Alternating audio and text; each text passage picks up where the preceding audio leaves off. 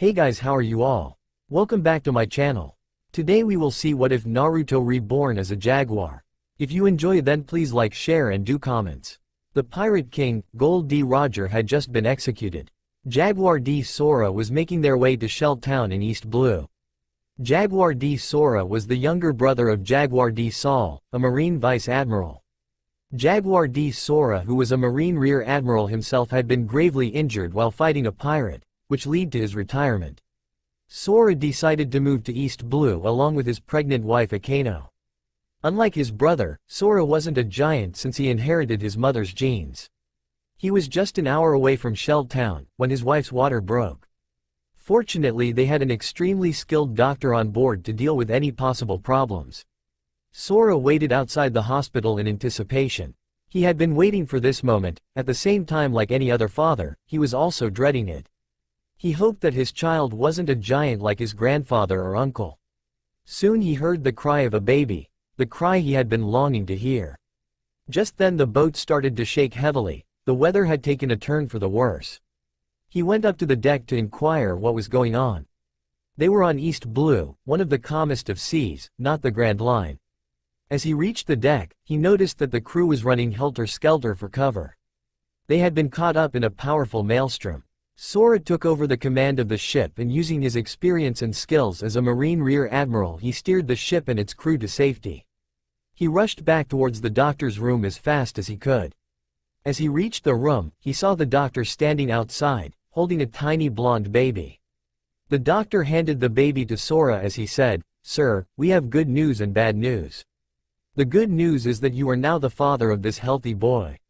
The bad news is that we weren't able to save your wife. The maelstrom hit us when your wife was at her weakest." Sora had tears in his eyes as he was crying for his wife. In his hands, he held his little son as he said, "Son, this is your father. I was hoping to raise you along with your mother.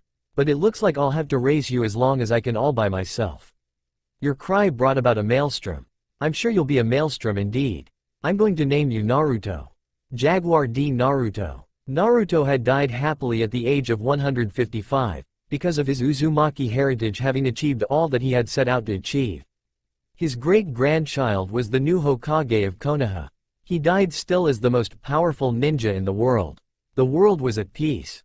The ninja world had seen an era of peace that had lasted over 100 years. The only sad part was that he had seen all his friends die before him. He even had to bury his wife, Hinata, which was a sad moment. Naruto thought he was dying, but all of a sudden he found himself waking up in the body of a baby. He then understood what had happened. He had been reborn in another dimension. For now, he had accepted it. Maybe, this is what happens to people after death. But he knew one thing: they won't retain their memories. Maybe it is because of all the power he attained. He had a creepy feeling that Kurama had something to do with that. He had after all freed Kurama and also put up seals on all the Biju including Kurama so that they wouldn't ever be sealed again. Maybe this was their idea of rewarding him. He decided to accept it for now. He didn't even have his whisker marks this time. Naruto was glad that despite being reborn, his name hadn't changed at all. It may have been a coincidence, but he was glad for that. The one thing he wanted was to become strong again. As he listened to his father, he couldn't help but feel both happy and sad. He was sad that he wouldn't get to experience a mother's love again. He only had a brief experience inside his seal in his previous life. He was happy that he would be able to experience a father's love, something he only felt when he met his father in his mindscape during the Pain invasion and later during the war. But even then they were busy fighting and didn't really have too much time to spend together. Shell Town was just a regular town with regular average folk. They accepted the arrival of a former Marine Rear Admiral graciously. They were glad that there was someone around to keep the pirates at bay. As the years went by, Naruto grew to be stronger and smarter. Naruto discovered soon after his birth that he couldn't use chakra the way he could in his previous lifetime. It was almost as if chakra didn't exist in anyone in his new world. Instead, he found something jet black in color in his body. He later noticed Sora's arm being coated with the same thing whenever he fought pirates. Naruto, seeing no harm in it, began doing the same. It was easier to coat on one's body parts than chakra, but it couldn't be controlled by doing any of the tree climbing exercises or water walking exercises. Those were impossible. but they could strengthen him by several times. Like chakra, it could be used to enhance one's senses to great levels, be it sight, smell or hearing ability. It could even sense power levels of different people and other creatures as well. He certainly enjoyed this new chakra-like thing. He asked his father about it and understood that it was called Haki. Both Sora and his gigantic uncle, Saul, who used to visit at times, were incredibly surprised to see Naruto handle Haki so naturally at the age of 2. Sora always felt that Naruto was too mature for his age, sometimes even more matured than himself, which he found a bit weird at times, but at the same time, Naruto showed a weakness like none other towards ramen and had his outright hilarious moments. Tragedy struck the family when they heard about Saul's death at Ohara. Soon things took turn for the worse as Sora died when Naruto was just 5. Sora had only begun training Naruto in how to use his Kenbun Shoku Haki and Busho Shoku Haki, so that they won't spiral out of control. His injuries only worsened with time. Naruto was left with the townsfolk. Naruto took over from where his father had left off and became the new protector of the village, always ready to stop pirates. Naruto was extremely strong and became the new hero of Shell Town. They accepted him and loved him deeply. Despite not having his parents, Naruto never felt alone as he was always welcome in any house at Shell Town. One day, when he was 10, a new ship filled with pirates appeared at Shell Town. The ship was none other than the Red Force, filled with the Akagami Kaizukuden, led by their captain, Akagami no Shanks. Usually Naruto would be the first to run towards them and stop them by fighting them, but this time as he neared the ship, his instincts were screaming at him to stop and run away. The townsfolk were wondering why Naruto had stopped in his tracks. The mayor walked up to Naruto and noticed that Naruto was actually shivering. He immediately became concerned as he asked, "Naruto-kun, why aren't you attacking these pirates? Aren't you feeling well?" Naruto continued shivering as he replied, "Something's not right. My instincts are screaming at me to run away. My duty requires me to stay and fight. It's like two parts of my mind are fighting. Anyway, one thing is for sure, as I'm right now, I can't stop these pirates. If I'm lucky maybe one or two, but the stronger ones are on a whole another level compared to me." The mayor was about to lash out at Naruto for showing cowardice, but just as he was about to speak, another voice intercepted him. "Well, aren't you a strong lad? It takes innate skill and lots of training to take your Haki up to that level, enough to sense our strength levels." "The boy is right, Mayor. We aren't your regular pirates. We've come from the Grand Line to simply visit East Blue. I assure you, I don't intend to do any harm to your island. We won't be pillaging here, just restocking, and don't worry, we won't be stealing anything, just buying. If you think that I'm simply bluffing and the kid is being cowardly, just check my wanted poster. My name is Shanks. I'm the captain of the Akagami Kaizukuden. The kid is able to sense the difference between my level and his level and is still standing his ground. That isn't cowardice. That is sheer determination and bravery." The mayor knew at once who the man was. Akagami no Shanks was a famous man after all. The mayor was someone who read the news coup. Shanks then walked up to Naruto and smiled as he asked him, "I'm impressed by your Haki, kid. Do you want to be part of my crew? As you are now, you'll make a good apprentice, unlike Luffy. What more, you can make him jealous. He has been bugging me about including him in my crew." Since Shanks had eased up his presence, Naruto was feeling a little more comfortable as he replied with a smile, "Sorry, but I can't. If I leave, there won't be anyone to protect this town that has been so kind to me from pirates." Shanks sighed as he said, "I see. That's acceptable. This isn't the new world, so I can't really make this island my territory or something. Get stronger, kid. I'm sure you'll be quite a force in the future. What is your name?" "Jaguar D. Naruto. Are you by any chance related to Jaguar D. Saul and Jaguar D. Sora?" "Yup, they are my uncle and my dad. My dad died about 5 years ago.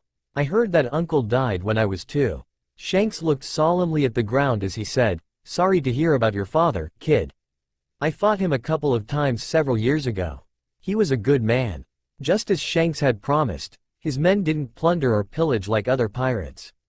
If they wanted to, they could have easily done that. Naruto smiled as he understood that there were even good pirates in this world.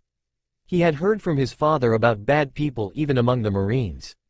He came to the conclusion that maybe this world wasn't as different from his old world as he had thought. There were good and bad everywhere. There were good and bad pirates and there were good and bad Marines. A month later, a pirate crew once again attacked the town. Naruto was stronger than them, but they had the numbers in their favor. Just then a marine ship with a dog symbol arrived, a marine ship belonging to Garp the Fist, hero of the Marines. Naruto was too focused on the pirates and didn't notice their arrival.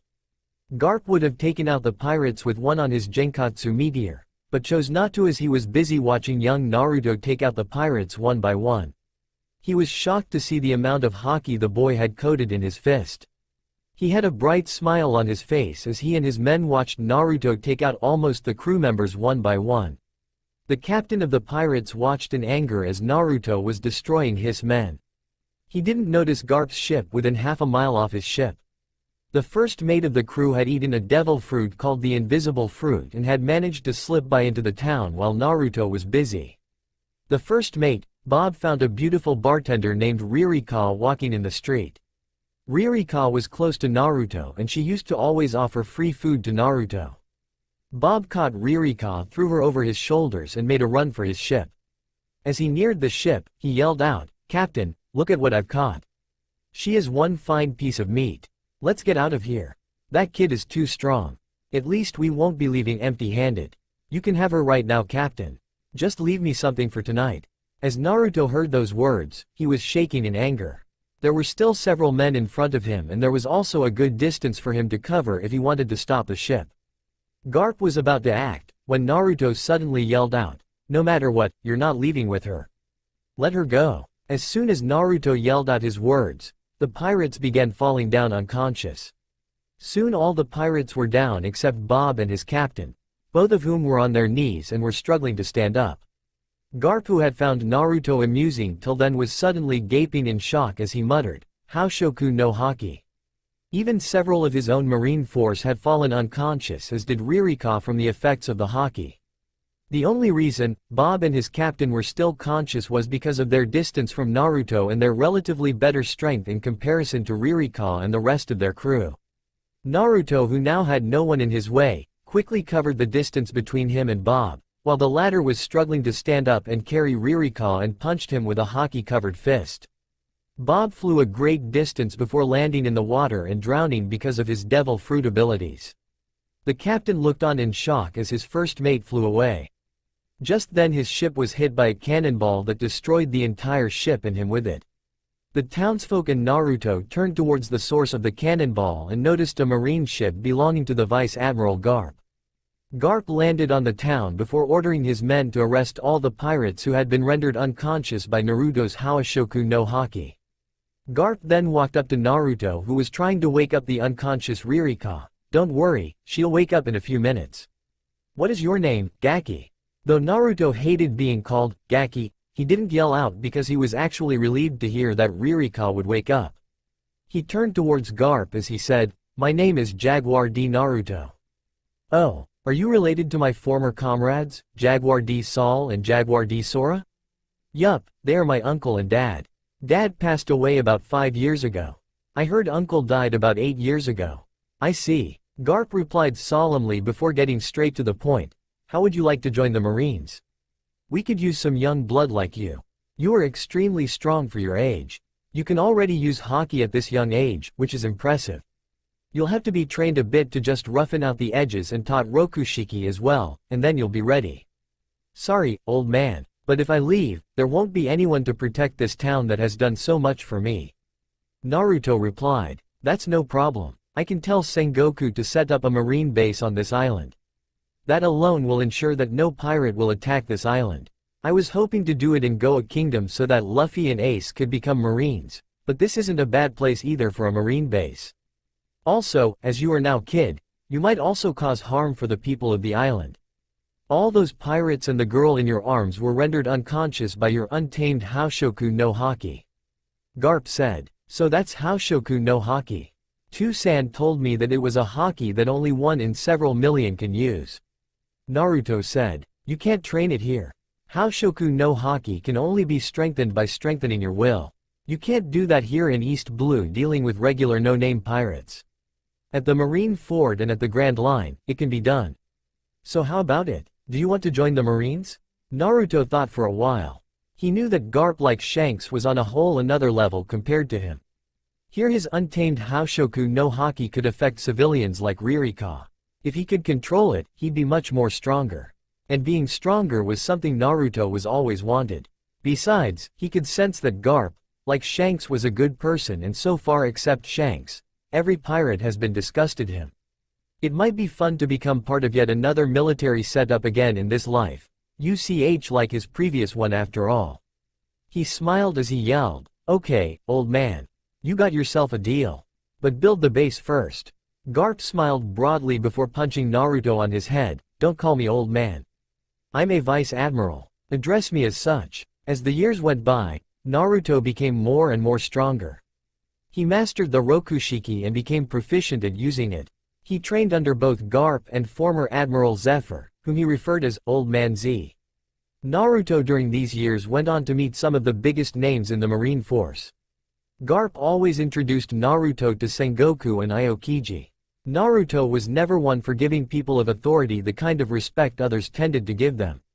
The day Garp introduced Naruto to Sengoku, he referred to the fleet admiral as Braided Beard-san, which caused Garp to erupt in laughter.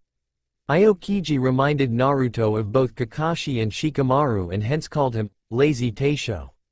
Aokiji had asked him his relationship to Saul and Sora as well.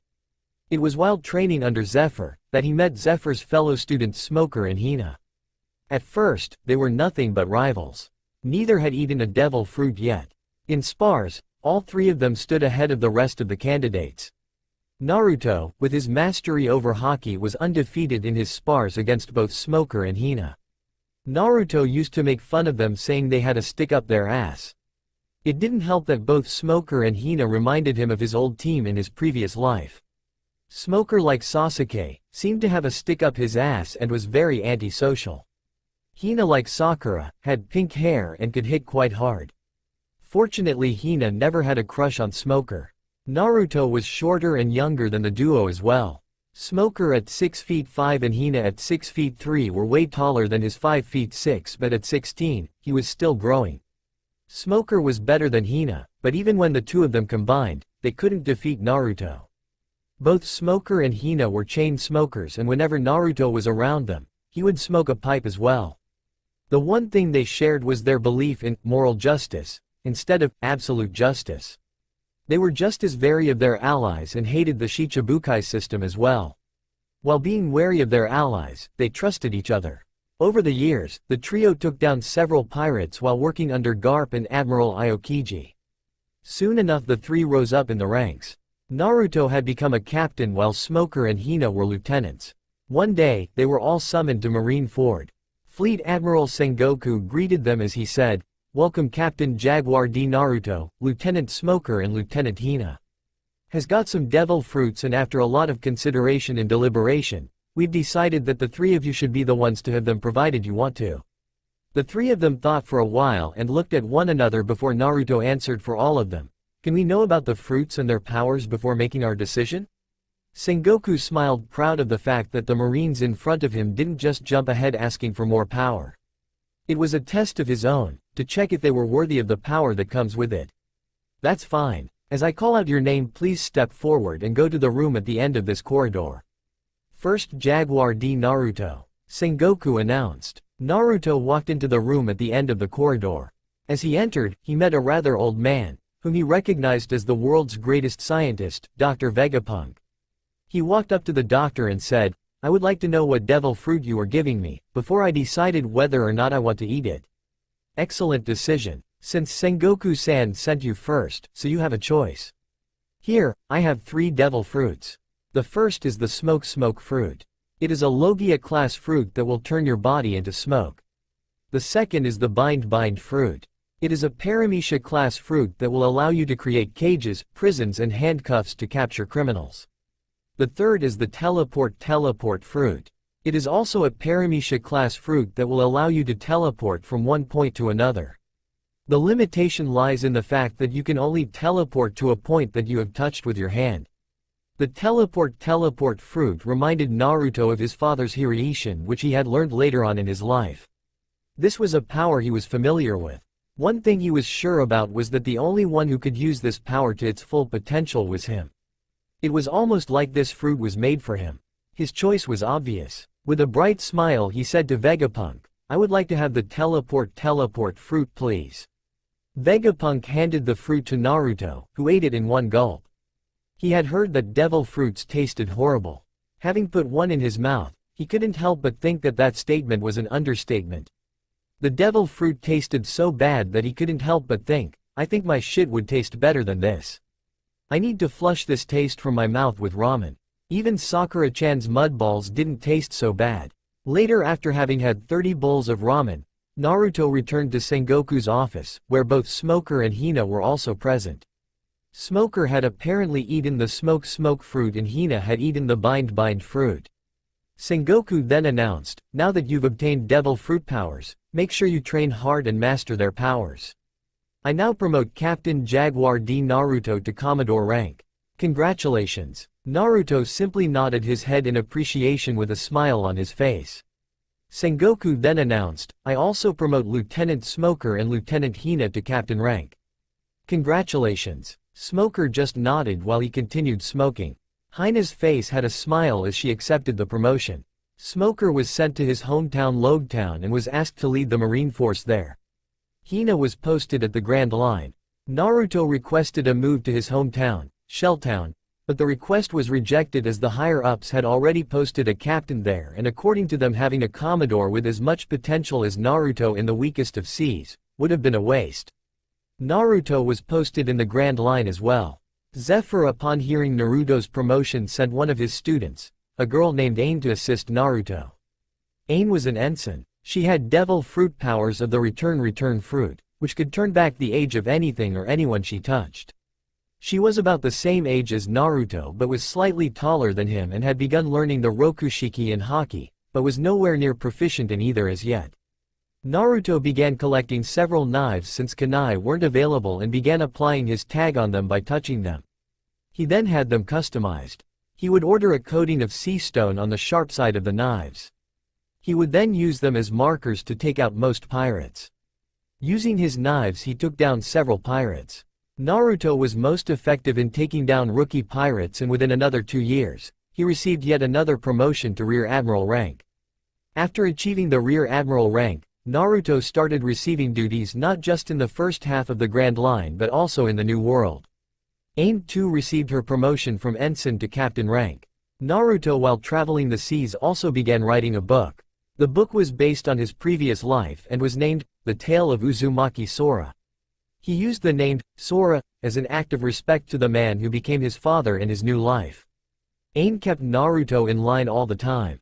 Whenever he'd disrespect a superior or play a prank on someone, or when he was neglecting paperwork, she'd twist his ear. Zephyr had sent her to Naruto for that very purpose. He knew that Ain was capable of keeping Naruto in line. Eventually Naruto began calling superior officers with a little amount of respect at certain times. When Ain joined, she'd an absolute justice policy, but Naruto helped her see the problems regarding the absolute justice policy that most Marines tended to follow. Soon she too began following Naruto's moral justice policy. Even after 2 years, Ain's Haki was too weak. Naruto helped her in her Rokushiki moves. He gave her some of his knives and helped her improve her accuracy. Ain had immense respect for Naruto's skills as a fighter and leader. Naruto during his travels began putting seals on every island and every ship, be it marine or pirate. In the New World, if he had too much to handle, he'd somehow place a seal on the ship of the pirate and would flash towards one of the admirals or Garp and flash them onto the ship to deal with the pirate. On one occasion, when he was ambushed by 4 ships under Big Mom, Naruto flashed a Kainu to the location and witnessed brutal destruction and carnage by a Kainu. The admiral was impressed by Naruto's ability with his devil fruit powers and appreciated his brilliant thinking and thought process. But Naruto, on the other hand, wanted to puke. After accepting the admiral's compliments and promising to get stronger, Naruto flashed back to his ship and cried. He then flashed to Hina's ship and explained what had happened to Hina. Hina consoled him while telling him to get stronger and be prepared for things like that in the future. Naruto stayed at Hina's ship that entire night, where one thing led to another and the two of them had They both decided to not make a big deal out of it. Over the years, whenever he saw carnage, Naruto would have to get rid of those images. Ain, after learning how Naruto used to recover, began having with him whenever they had killed too many pirates. Neither of them was too serious about it and just considered each other as friends with benefits. By the time Naruto was 21, he had firmly established himself as the strongest among the rear admirals. He was even stronger than most vice admirals except few like Garp. To be a vice admiral, one must not only master Haki, but also capture a total bounty of 1 billion belly. Naruto in his short time as rear admiral had already caught some big names and was inching closer and closer to the mark. He wore an orange shirt and black suit under the white Marine Justice coat. He stood at 6 feet and was taller than Ain and was very well built. He no longer had the whisker marks he had in his previous life. He was the dream boy of every female Marine. Naruto himself had turned into a playboy and had charmed quite a few Marine girls into having with him. It helped that he could handle alcohol much better than any other Marine. His book on his previous life was going really well. He was releasing it as a book series and it had become the most popular story in the world. His publisher was located at Logue Town, so every now and then, he would flash over to Logue Town where he would spend time with Smoker. This was also where he met Tashigi. He had visited Logue Town to submit his third book to the publisher. His first book featured his entire childhood till he defeated Mizuki and became a ninja. His second book featured the formation of his team, his first meeting with Kakashi and the Genin test till the end of his first C-rank mission at Nami no Kuni. He had just completed his third book featuring the entire Chunin exams incident including the death of the third Hokage. Tashigi had entered the room where Smoker and Naruto were talking. She had overheard from the other Marines that Rear Admiral Naruto was at Logue Town and wanted to meet him as she was a major fan of his books. The moment Naruto saw Tashigi, he yelled, "Oh, Smokey has a girl now. How is that even possible?" Tashigi, who was flustered, saluted and yelled out, "I'm just working under him. I'm Master Chief Petty Officer Tashigi, Shosho-san." Naruto simply sweat dropped at her reaction as Smoker growled out, "Oi, wear your specs." When Tashigi wore her specs, she noticed that she was saluting the wall. She turned around and saluted at Naruto. Naruto laughed out loud at her obliviousness and said, "Don't get so formal with me. Just call me Naruto. All this Shosho-san is just too much. I've been this old man's superior officer since forever. He has always called me by my name, Naruto." "Oi, who are you calling old man?" Smoker yelled out. "Who else in this room has white hair and smokes cigars like an old man, and I know you that all day long, even when you're sleeping?" Naruto replied back, "The hair is silver and it's been that color since birth." Smoker replied back angrily, "Keep lying to yourself. I'm known as the Yellow Flash because of my yellow hair. You are known as the White Chase because of your white hair. Let's ask Tashigi-chan here. What do you think is the color of Smokey's hair? It's white, right?" Naruto asked. Tashigi, who was shocked at how the Rear Admiral and her captain were acting, just stood shocked. She didn't even hear the question properly. She just heard the last word, "right?" and simply nodded along. Naruto smiled at that and pointed at Smoker. "See, even Tashigi-chan thinks that your hair is white." Seeing Naruto laugh madly and making every Marine in the room excluding Tashigi giggle as well, Smoker did the only thing he could do. He yelled out, "Shut up." Just then Tashigi, who had recovered from her shock, ran towards Naruto with a book and said, "You are the Jaguar D Naruto-sama who wrote this book, right? Please sign this for me." Naruto smiled as he said, "A fan, huh? For someone as cute as you, I'll sign it no problem." Smoker, seeing this interaction, sent out a warning, "Beware, this man is known as the Marine Playboy for a reason." Naruto's face turned into a scowl as he said, "Do you have to say that to every girl I meet, Smokey?" Naruto then found the perfect retort as his scowl morphed into a mischievous smile as he said, "You're just jealous. Aren't you, Smoker? After all, you are 50-year-old virgin.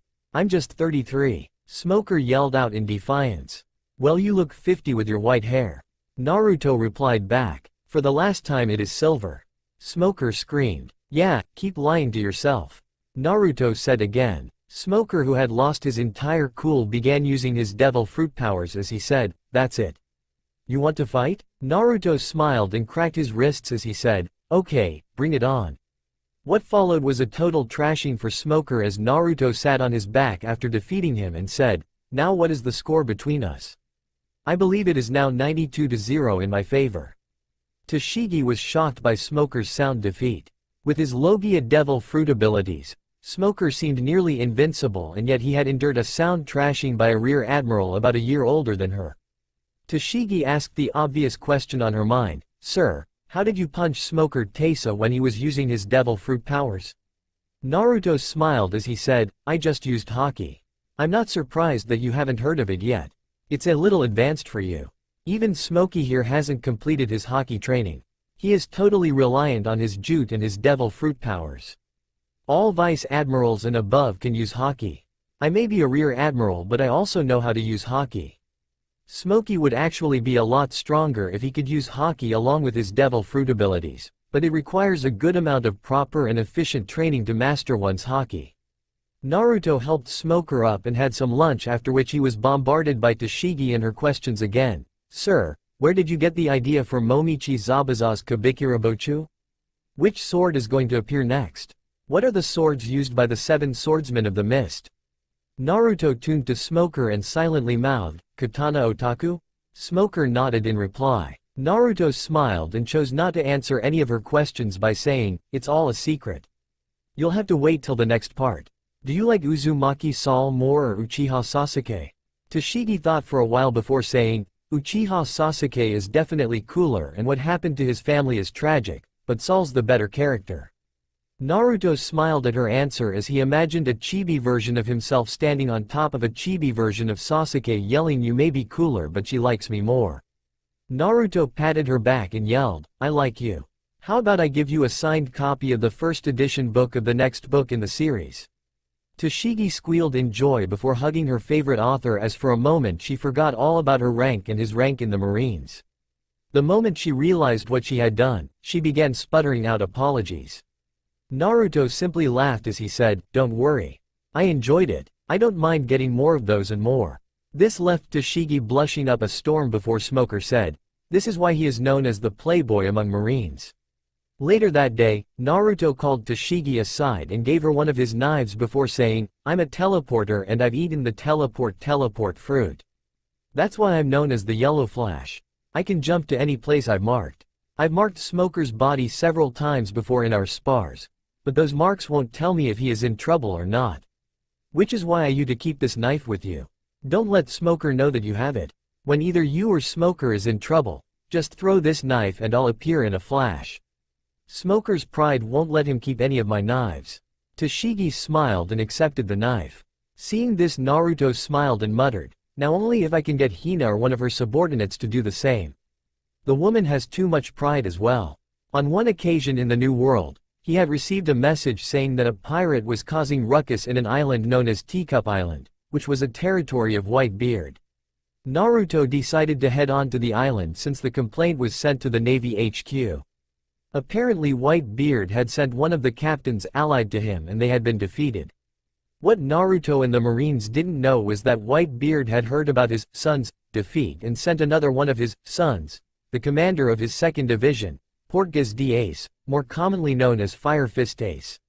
When Naruto arrived at the Teacup Island, he saw Ace landing a final blow on the rookie troublemaker worth 125 million belly. It was a no contest. Naruto however saw this as an opportunity to finally face Ace. Naruto jumped towards the shore and yelled out to Ace just as Ace was walking towards his one-man boat, "Heiken no Ace, I can't just let you leave like that." Ace turns around and upon seeing Naruto, he replies, "Oh, aren't you that Marine Rear Admiral who was making news recently? This is Whitebeard's territory. You have no business here." Naruto just casually yelled out, "Oh, don't be like that. Don't tell me that a rookie pirate with a bounty of 125 million belly is enough to tire you out. After all, we've both received some insane training by a certain insane monster. Yup, the man told me about his grandchildren. Since then I've been dying to face both you and your brother in battle. Though I guess he hasn't debuted yet. From what I've heard, he wants to be the Pirate King. When he gets here, I'll fight him. Come on, how about a fight? Just me and you. My men aren't going to get involved." Ain walked up to Naruto and asked, "Is that wise, Naruto-san?" He is the 2nd Division commander of the Shirahige Kaizukuden. Naruto continued smiling as he said, that's exactly why only I must face him. He is way beyond any of your leagues. If any of you get involved, you'll be a burden in this fight. Ace smiled broadly as he said, I definitely need a workout. This one wasn't enough. Besides, we better make it fast. If Oyaji doesn't get my message soon, he'll definitely come here.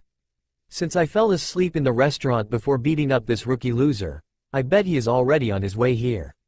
Naruto looked confused before asking, I thought your father died 21 years ago.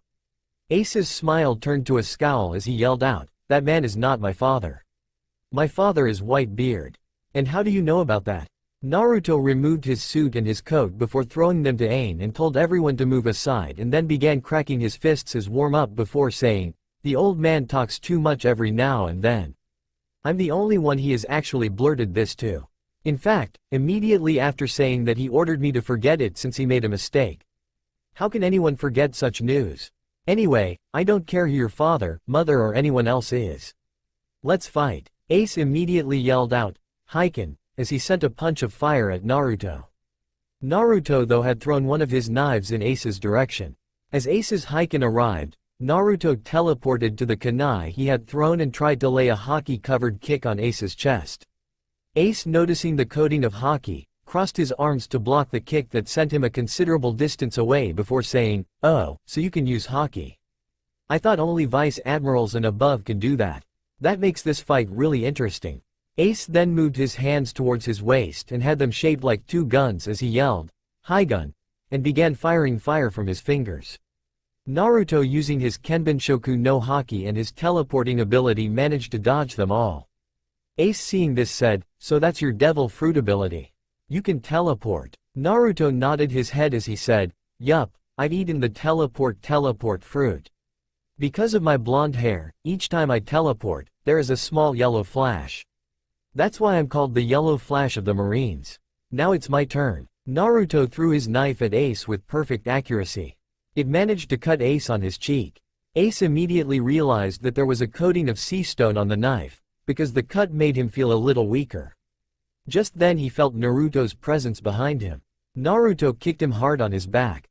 Ace flew back a considerable amount of distance and hit a rock as he vomited a little bit of his blood. Ace then stood up and said, I see. So that's your power. You can't just teleport anywhere.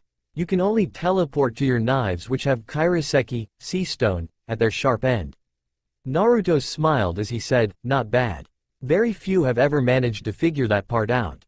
And by the time they did, they were too late. Naruto then threw another knife at Ace. Ace, being prepared for another teleportation, watched the knife closely. Suddenly he heard Naruto mutter, Soru. When Ace looked down, he noticed that Naruto had already reached him, before Naruto pointed a hockey-covered finger at his stomach and muttered, Shigen. Ace vomited a lot more blood as he flew backwards, even further crashing into another rock. Ace once again stood up and smiled at his opponent, you're smart and quite the capable fighter. Ace then ran towards Naruto and shouted, Hotarubi, as greenish-yellow balls were released from his handass and floated around Naruto. He then jumped over Naruto and yelled, Hidoruma, as they all suddenly exploded. Naruto managed to teleport away to the knife he had thrown at Ace as a distraction when he used Soru and Shigen, but he had been hit by the explosion. His shirt and tie were completely burned, leaving him bare-chested, and he had burns on his chest. Ain yelled out in fear as Naruto went down to one knee. Naruto, however, told her to stay where she was as he stood up and looked at Ace with a crazed smile on his face similar to one that Ace had been sporting. However, when he looked at Ace, Ace was holding a miniature sun. Naruto tried pulling one of his knives, but they were missing. Looking towards Ace, he noticed Ace holding his remaining 3 knives as he said, looking for these. Try getting them. Ace then threw all the 3 knives into the sea. All his remaining knives were behind him, and no matter which one he teleported to, it would leave him in the path of Ace's sun that was going to come his way. He hadn't mastered teleporting attacks away, so that would be too risky as well. Ace yelled out, Dai Enkai, Entei, before throwing the miniature sun in Naruto's direction. After throwing the sun, Ace didn't see any sign of Naruto teleporting, which made him believe that he had defeated Naruto finally. But just then, he felt a stab on his stomach. Naruto was suddenly in front of him and had pushed him down. The kairoseki in Naruto's knife had weakened him further as Ace fell to the ground unable to move with Naruto straddling him. How? Ace managed to blurt out. My knives aren't the only things where I can teleport to. I can teleport to anything that I touch with my hands. When I used my Shigen on you, I had already touched you and hence marked you. When you threw your attack, I teleported to the farthest knife behind me and then teleported again to your stomach which I had already marked. Naruto explained. The Navy soldiers who were watching from a distance immediately began celebrating their leader's victory over one of the top pirates in the world aside from the Yonkou. Just then a blue bird appeared above Naruto and yelled, "How dare you do this to someone from our crew?" The blue bird turned into Marco as the 1st Division commander tried to kick Naruto away. Naruto managed to use his Kenbun-shoku no Haki and managed to dodge the kick in time before landing a Haki-coated punch on Marco's jaw that sent him flying back. Immediately a man with a claw-like weapon attacked Naruto. Since his Haki was active, Naruto managed to dodge it in time before landing a kick to the man's face that sent him back. Naruto suddenly felt something above him and as he looked up, he noticed a diamond-coated arm about to land on him. Seeing no way out, Naruto teleported to the knife he had given Ain. He recognized the man as Diamond Jozu, the 3rd Division commander of Shirahige Kaizokuden, who turned to the man with the claw-like weapon and said, "This guy is quite good, Teach." Marco then came back flying as he, Jozu and Teach covered Ace, all of them scowling at Naruto. Soon they were joined by the remaining commanders Thatch, Vista, Flamenco, Rikuyo, Namur, Blenheim, Curiel, Kingdu, Haruta, Atmos, Speedjiru, Fosa and Izo. Naruto knew that he couldn't take all of them at once. Suddenly there was an earthquake as Whitebeard jumped onto the island. He noticed Ace's condition and yelled, "Who dared to do this to my son?" Naruto stepped forward as he said, "I did." Ain tried to stop Naruto, but Naruto pushed her hand away as he walked fearlessly. "A marine? What the hell are you doing here? This is my territory," Whitebeard roared. "We got a call at the HQ regarding a pirate causing trouble here.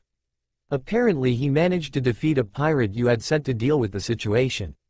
So someone from the island contacted the Navy HQ. Of course at that moment, we didn't know you had sent Ace to deal with the mess." Naruto replied. Whitebeard tuned towards the charred body of the rookie, whom Ace had defeated before turning to Naruto. "Ace clearly dealt with him. Then why did you attack Ace?" Naruto smirked before saying, "Sure, Ace dealt with him. But I wanted to fight Ace. After all, we both are two people from East Blue who took two different paths and ended up here in the New World. We both even suffered under the same monster. It's only natural that we'd want to fight one another." Just then Ace stood up and removed the knife from his stomach as he said, "He's right, Oyaji." Ace then threw the knife to Naruto who caught it before yelling, "This time, you won. Next time, it won't be the same." Naruto smirked as he said, "We'll see about that." Naruto was about to leave with his crew when one of them shouted, "Shosho-san, this is our chance. Shirahige is here. You've already defeated Ace. You in fact took on even the Phoenix Marco, Diamond Jozu and that Teach guy and came out unscathed. This time even we'll fight. We can defeat Shirahige Kaizokuden. Ace's bounty is rightfully yours. If you can capture him, they'll promote you to Vice Admiral at least if not Admiral. This is our chance, sir." Few other soldiers nodded with the one who shouted before Naruto shut them up by saying, "Listen up, you morons. You see that old man there, Shirahige? All of us combined wouldn't be able to even put a proper scratch on him. He is a legend for a reason. The only one here capable of taking on any of the commanders is me. Even the Teach guy is stronger than you guys. Even you, Ain, we are heavily outmatched here." The earlier soldier then said, "Then you can teleport and bring Akainu-san or Kizaru-san or Aokiji-san or even Sengoku-san or Garp-san here. Let them fight Shirahige while we'll deal with the rest." Naruto scowled as he yelled, "What do you think will happen if Akainu-san fights Shirahige here? This is still an island with a lot of people. This may be Shirohige's territory but we have a duty towards all civilians. Can you prevent Akainu's lava or Shirohige's attacks from hurting any civilian? Think before you act. Now take this rookie to the brig. His bounty will do for today." Whitebeard had managed to listen in on Naruto's conversation with his soldiers was impressed. Suddenly few of the white-beard pirates after seeing Ace's condition yelled out, "We can't let him get away after what he did to Ace. Oyaji is here. Our top commanders are all here. We can destroy those marine bastards." Before Whitebeard or any of the commanders could stop them, they all began charging towards Naruto. Seeing this, Naruto's crew began to move forward and attack them back, but Naruto drew his hand in their way, stopping his men in their tracks before taking a step forward.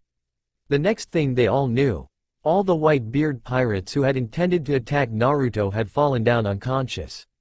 Jozu muttered, "Damn, that was a really powerful Houshoku no Haki."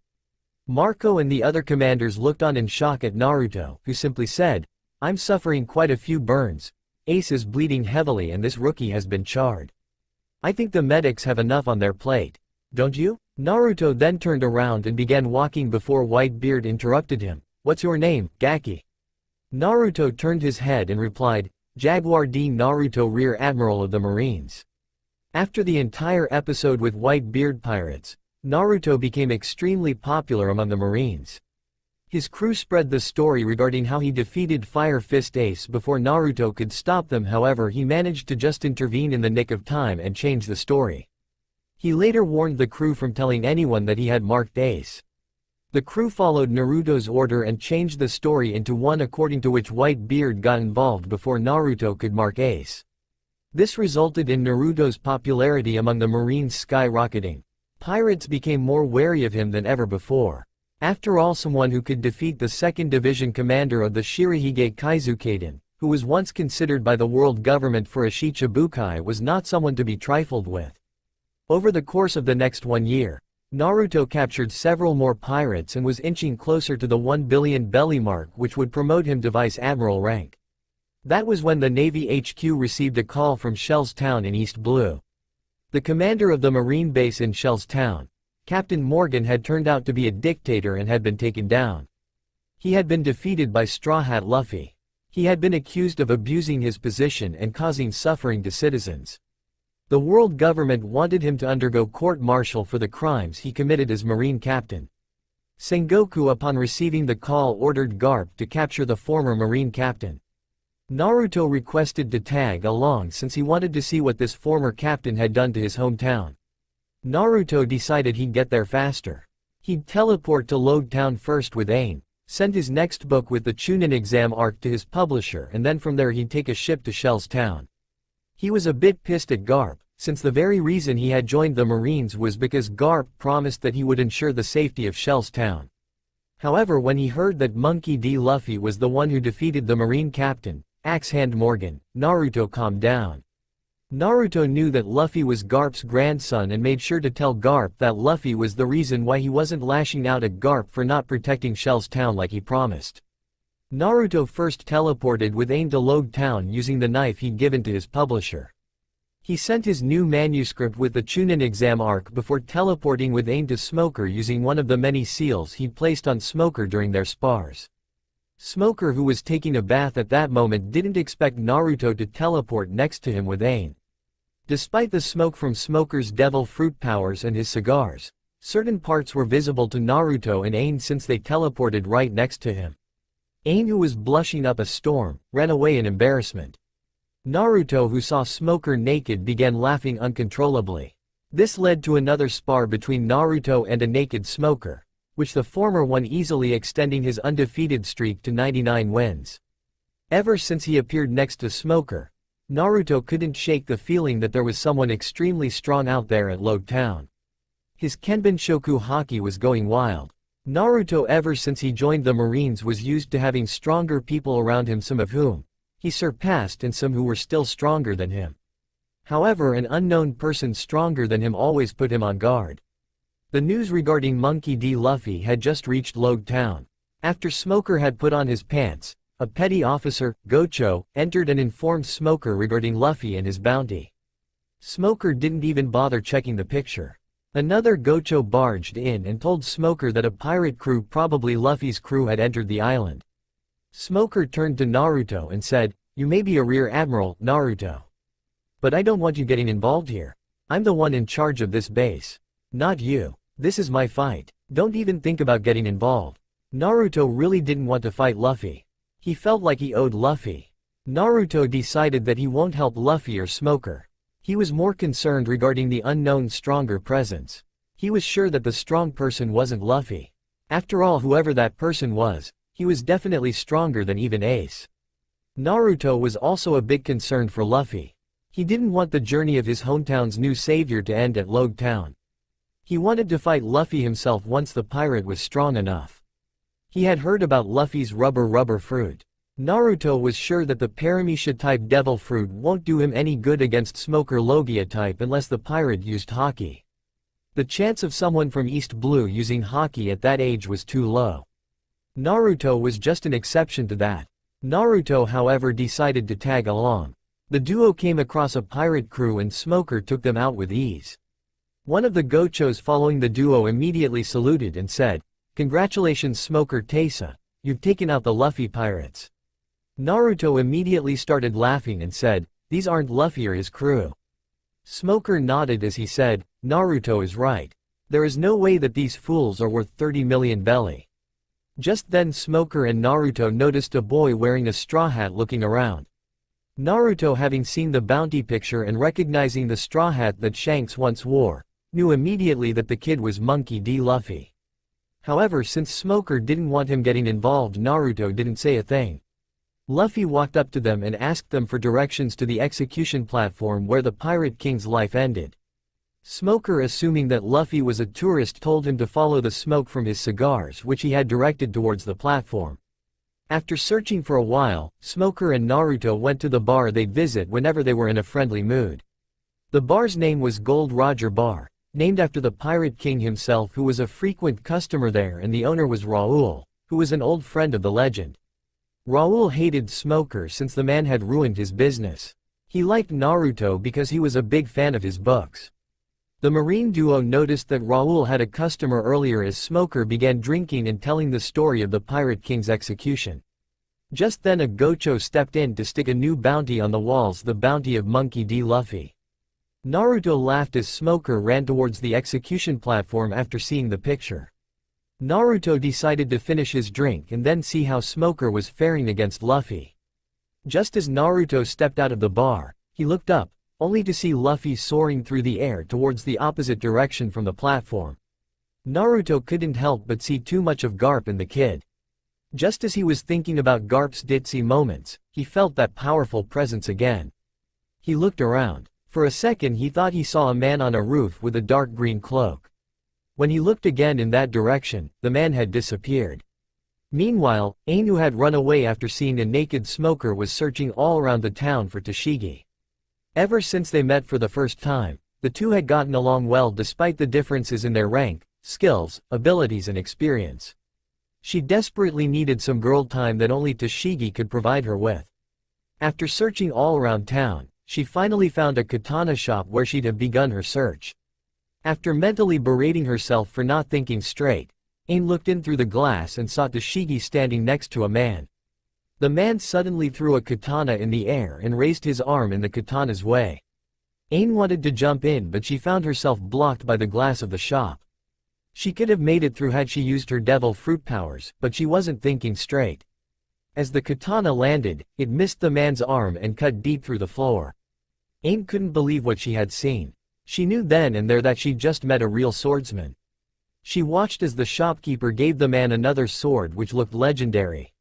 She continued to watch on as the shopkeeper sold the swords free of charge. As the man walked out of the store, Ain spoke, "When I came here, I didn't expect to see a true swordsman. I saw your performance there. That was truly impressive. Can you tell me your name?" The man turned towards her and said, "You seem strong as well on first glance. It's not polite to ask another person's name without introducing oneself." "Sorry, my name is Ain, Marine Captain Ain," she said in reply. The man kept his guard on, ready to pull out his swords at any moment as he said, "I'm Zoro. Roronoa Zoro." Zoro was quite infamous in East Blue, but for someone heading from the Grand Line like Ain, a bounty-less person like Zoro was pretty much unknown. Ain simply replied, "I'll remember your name," before walking into the shop to greet Tashigi. Zoro sighed in relief. While he was itching for a fight with his new swords, he definitely didn't want to fight a marine captain straight away. Besides, it'd have caught the attention of Tashigi, the ditzy marine girl who wanted to take his swords away from him and reminded him too much of his old childhood friend, Kuina.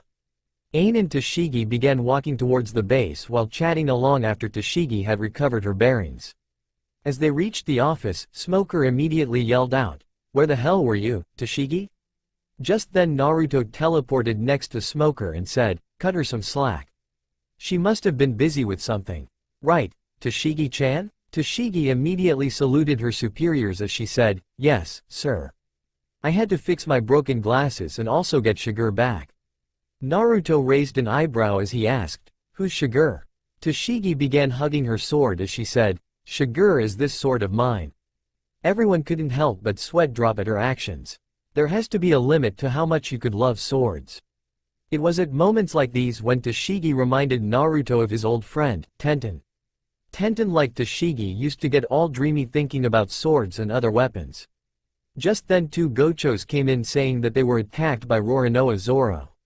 "Why would he attack you guys?" Smoker and Ain asked the two. Just then the room full of Marines noticed some commotion going in the city. They turned towards the window and noticed Luffy was being held down by Buggy. Buggy was about to give Luffy a public execution at the same platform where the Pirate King had died. There were several pirates belonging to the Buggy pirates standing under the platform watching the execution. Smoker, seeing this, began giving out orders to his men, "Don't attack. Let the pirates kill one another. Surround the area. Once Luffy dies, attack all the pirates. Don't let anyone escape. Also go and destroy their ships. Burn them down. We don't need any pirate escaping from here." Just then dark clouds began covering the skies and Naruto felt the strong presence again. Naruto too would have issued the same orders as Smoker had he been in the captain's shoes. But he knew that something weird was definitely going on. If it rained soon, Smoker's men wouldn't be able to burn down the ships. Ain, who noticed Naruto's worried look, asked, "What are you so concerned about, Naruto-san? You seem a little nervous. These pirates shouldn't be a bother for Smoker-san. Even I should be too strong for them." Naruto decided to tell Smoker and Ain about the presence. "Yes, Ain, you are definitely the fourth strongest person on this island. None of the pirates are stronger than you either. Luffy, who is the strongest among the pirates here, is about as strong as you but doesn't have your experience. You didn't complete your haki training, so you obviously can't feel it. My Kenbenshoku haki is sensing someone other than any of those pirates there or any of the marines here. This person is strong, even stronger than me. The three people here who are stronger than you in this town are Smoker, me and this mysterious person in ascending order." Smoker knew firsthand about Naruto's mastery of haki and so asked, "Who is this person? What is he doing in this island?" Naruto turned to Smoker with his frown still in place. "I don't know, and that's what worries me. A person with this amount of strength should be in the New World, not anywhere around here." Just then there was further commotion as one of the petty officers announced, "Roronoa Zoro is here and has entered the fight." Luffy, who noticed his crewmates, yelled out in delight, "Zoro! Sanji!" Toshigi and Ain looked even harder through the window upon hearing the announcement regarding Zoro. They noticed Zoro and another blonde man wearing a black suit going through the pirates one by one. But even then, the duo was too far away from the execution stand. Just then they all heard Luffy yell, "I'm going to be the Pirate King." Luffy's yell shocked everyone. The civilians couldn't believe the guts of the guy to shout something like that in Logue Town. Naruto, Smoker, and the rest of the pirates and marines couldn't believe the situation in which a pirate would yell something like that. They continued watching as Buggy was bringing down the sword down on Luffy's throat. Luffy, as he was about to die, yelled out, "Zoro, Nami, Usopp, Sanji, sorry. I'm dead." As Luffy said his last words, he smiled broadly, an act that shocked Smoker. On the very same execution stand, Smoker had seen Roger sport the same smile as he died. Just then lightning struck the stand. The sword Buggy was holding conducted the electricity, giving Buggy a serious shock. The lightning was strong enough to nearly bring down the entire platform. Naruto realized that because of Luffy's body is made up of rubber which doesn't conduct electricity, Luffy had no problem whatsoever in surviving that lightning attack. Naruto turned towards Smoker and said, "Smoker, do you believe in God?" Smoker, who himself was shocked, turned to Naruto and asked, "Huh?" Naruto continued looking hard as it began raining. "I for one never believed in things like fate and destiny. I've never believed in God. But if there is someone up there, she definitely wants that kid to survive. Aside from the lightning strike that saved him, the rain should have dampened the gunpowder by now, making it impossible to destroy their ship. To make things even crazier, there is an excellent tailwind that would aid anyone heading for the Grand Line via the reverse mountain. Smoker was still focused on the smile as he thought, why did he smile? Why? Did he know he would be saved? No. In that instant, he must have understood that his life was going to end. Death. He accepted it. He was fully prepared for it and smiled. He turned to Naruto and asked, "Have you ever seen anyone smile as they were being executed?" Naruto turned towards the window again to look at Luffy as he said, "Nope. He probably doesn't fear death. The only similar case I've heard about is the execution of the Pirate King from your story." Smoker felt more rage than ever as he ordered his soldiers to attack the pirates. Smoker himself got onto his bike, called the Billower bike, the engines of which worked on his devil fruit powers as he rounded up Buggy, Alvida and nearly every single member of the Buggy pirates. Naruto turned to Ain and said, "Come with me, Ain-chan. I'm beginning to sense the presence of that person I mentioned about even more strongly now. I suspect that she is responsible for all the events that transpired here today. I can't help but feel that if my suspicion is indeed true, then that person would help Luffy get away from Smoker. I won't let Smoker get hurt if that happens." Naruto and Ain took off to the rooftops. They were both skilled in the Rokushiki move, Geppo, which allowed them to fly by kicking the air with their legs. Soon Naruto and Ain caught up with Smoker, who had Luffy pinned down. Smoker was about to take his jeet and nail Luffy down with the sea stone tip at the end when suddenly Naruto felt someone appear at next to Smoker. The man held Smoker's jeet and was smiling down at him. The man was covered in a dark green cloak and Naruto immediately knew that this was the person whom he had been searching for. Naruto was about to appear right next to Smoker, when suddenly an extremely powerful gush of wind came by that blew away everything and everyone, including Luffy, Smoker, Naruto, Ain and all the other marines. Just before the wind blew him away, Naruto, who sensed something coming with his Kenbin Shoku Haki, instinctively threw a knife and got it lodged into the ground. Luffy used his Gomu Gomu no Mi rocket to get Sanji, Zoro and himself on the ship. Naruto, using his devil fruit powers, managed to grab Ain, Smoker and Tashigi and teleport to the knife he'd thrown. Smoker turned towards Dragon and asked, "Why did you help him, Dragon?" Dragon looked towards the Going Merry as he said, "I don't see any reason to stop a man from sailing." Naruto, who finally recognized Dragon, knew the actual reason because of Garp's drunken rant and decided to let it be known to Dragon as he said, "Blood is a powerful bond indeed." Dragon frowned as he turned towards Naruto and asked, "You're the new marine prodigy, Jaguar D. Naruto. Aren't you?" When Naruto nodded, Dragon continued, "It's nice to meet you. The stories regarding you have been most impressive." Naruto bowed his head slightly as he said, "Thank you for the compliment." Smoker turned to Naruto and asked, "Oi Naruto, what does that statement mean?" Naruto turned towards Smoker, "Someday, you'll know. Anyways, with that your perfect record is over. What are you going to do now?" Smoker, who was still extremely angry, ordered his troops, "Prepare a ship. I'm going after him." One of the petty officers behind him spoke up, "But sir, this is where you have been posted." Smoker yelled out in anger, "Don't give me orders." Tashigi, who was also extremely angry because of her quick defeat to Zoro and his decision to not kill her because of what she thought was a lame excuse, yelled out, "I'm also coming with you. I cannot ever forgive him, Roronoa Zoro." Naruto, after hearing Smoker's and Tashigi's decision, spoke up, "In that case, prepare 2 ships. There are about 210 soldiers here. 40 of you will go with Smoker and 20 of you are coming with me and Ain-chan. The remaining 150 will stay here." Smoker immediately yelled out, "I thought I told you that I'm in charge here, not you. Besides, why do you need a ship and a crew when you can just teleport around?" Naruto argued back, "You stopped being in charge here the moment you decided to leave for Grand Line. As your superior officer, I approve your decision to go to Grand Line. However, as your superior officer, I'm also taking charge for now.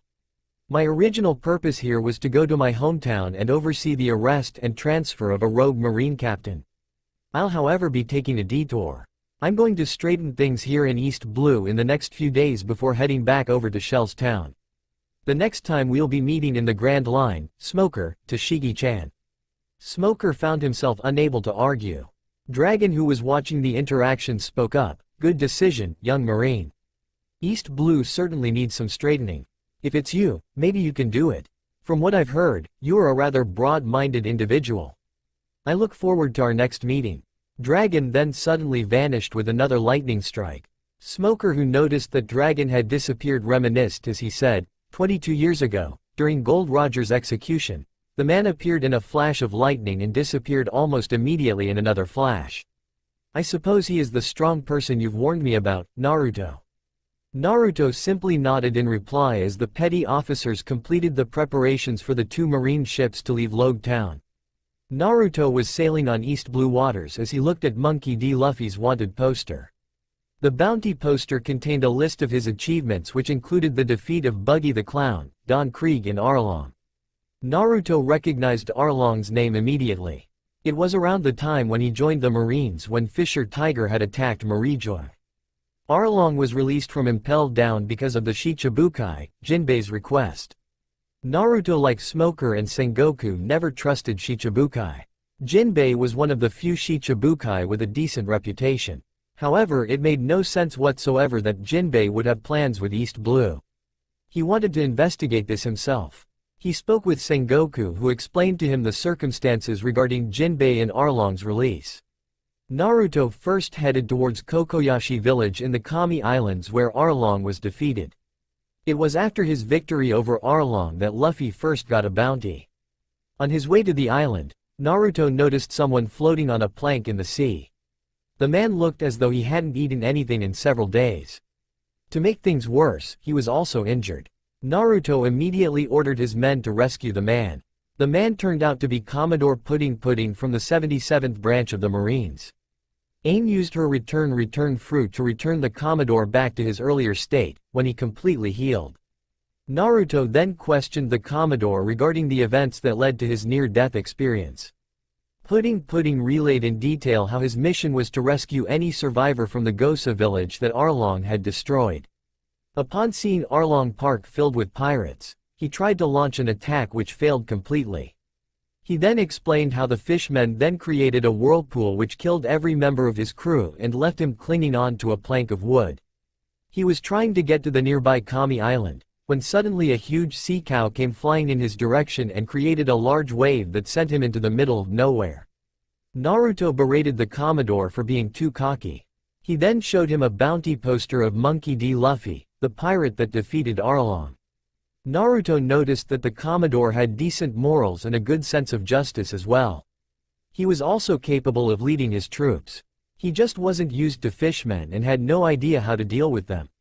Since marine ships were faster than pirate ships, despite sailing against the wind, they reached Kokoyashi village within a day. The first thing everyone noticed was the rubble that was once called Arlong Park. As soon as Naruto arrived, he was greeted by a large crowd full of angry faces led by the leader. Townsfolk were angry at the Marines because of Nezumi's actions. Genzo spoke up. "Why are you here, Marine?" Naruto maintained his cool as he said, "My name is Jaguar D. Naruto. I'm a Rear Admiral sent from the Marine HQ. I'm here to investigate the situation here regarding Arlong." A beautiful blue-haired girl with a tattoo on her shoulders stepped forward and asked with her face right at Naruto with disdain evident in her voice, "What do you mean, Rear Admiral San?" Some of the Gochos and Pudding Pudding took to the actions of the villagers rather angrily, as the latter yelled out, "What do you think you're doing? You're in front of a Navy Rear Admiral?" Naruto stopped the Commodore and the soldiers as he said, "If they are showing disdain towards us, they have a reason for doing so. What I want to know is the reason behind their reason." Naruto then turned towards the blue-haired girl and said, "Arlong was once caught by the Marines and imprisoned at Impel Down. He was released because the Shichibukai, the Knight of the Sea, Jinbei requested for his release when he took up the post. Jinbei and Arlong however had a falling out. We knew that Arlong escaped to East Blue. Jinbei however wanted the Marines to keep an eye on things and report to him regarding Arlong's actions. However, no such report was given or obtained. I want to know why and what Arlong did here so that I can begin a cleanup." Genzo walked up to Naruto and yelled, "Then, why don't you ask Captain Nezumi of the 16th Branch Base? He nearly took away all of our money and he even shot Nezuko over here. Naruto's eyes widened upon the revelation. Naruto stared at the bandage on Nezuko's arms before ordering his men, "Get the Den Den Mushi. I'm going to contact the fleet admiral." A Gancho brought the Den Den Mushi to where Naruto was standing. When the Den Den Mushi call was answered, Naruto spoke, "Sengoku-san, this is Rear Admiral Jaguar D. Naruto reporting." "Sengoku." "Ah, Naruto-kun. Where are you now? Did you reach Shell's Town?" "Naruto. No sir. I took a little detour. I'm in Kokoyashi village of the Kami Islands. I called to report and request two things. First of all, Marine Captain Hikario no Smoker has left his base in Logue Town and is headed towards Grand Line." "Sengoku. What? Who gave him the permission to do so?" "Naruto. I did. A certain rookie pirate from East Blue named Monkey D. Luffy with a bounty of 30 million belly was in Logue Town yesterday. Smoker, who had a perfect record of having never let any pirate escape from Logue Town, went after him. Smoker had him pinned, but someone else came in and rescued Mugiwara no Luffy. The person who rescued him was the revolutionary dragon." "Sengoku.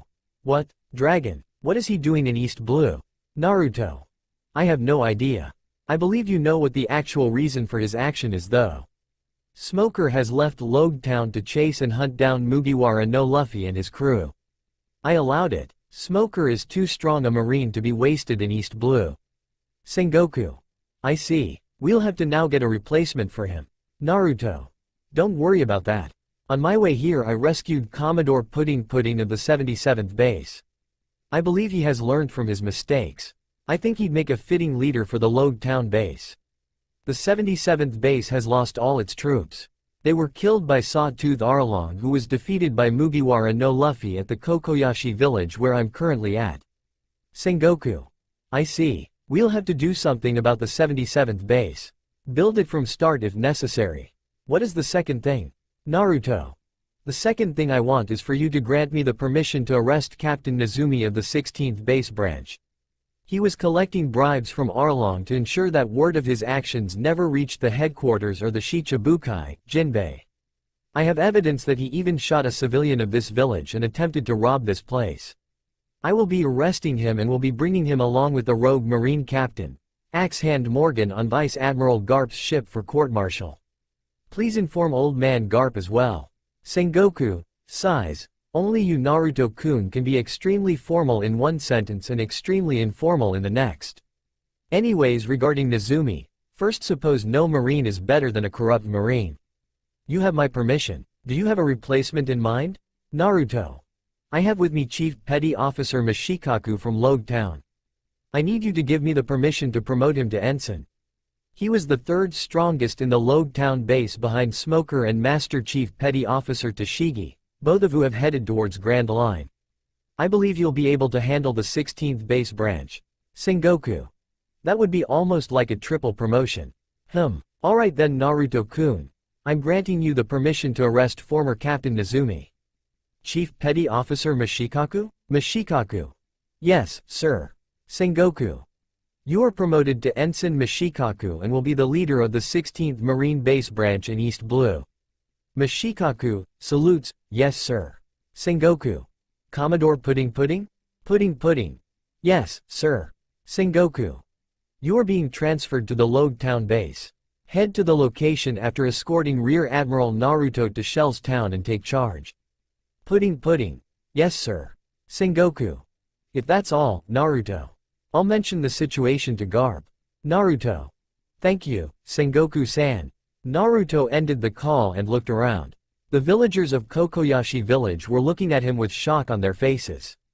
Genzo stepped forward. "Did you just talk to the fleet admiral?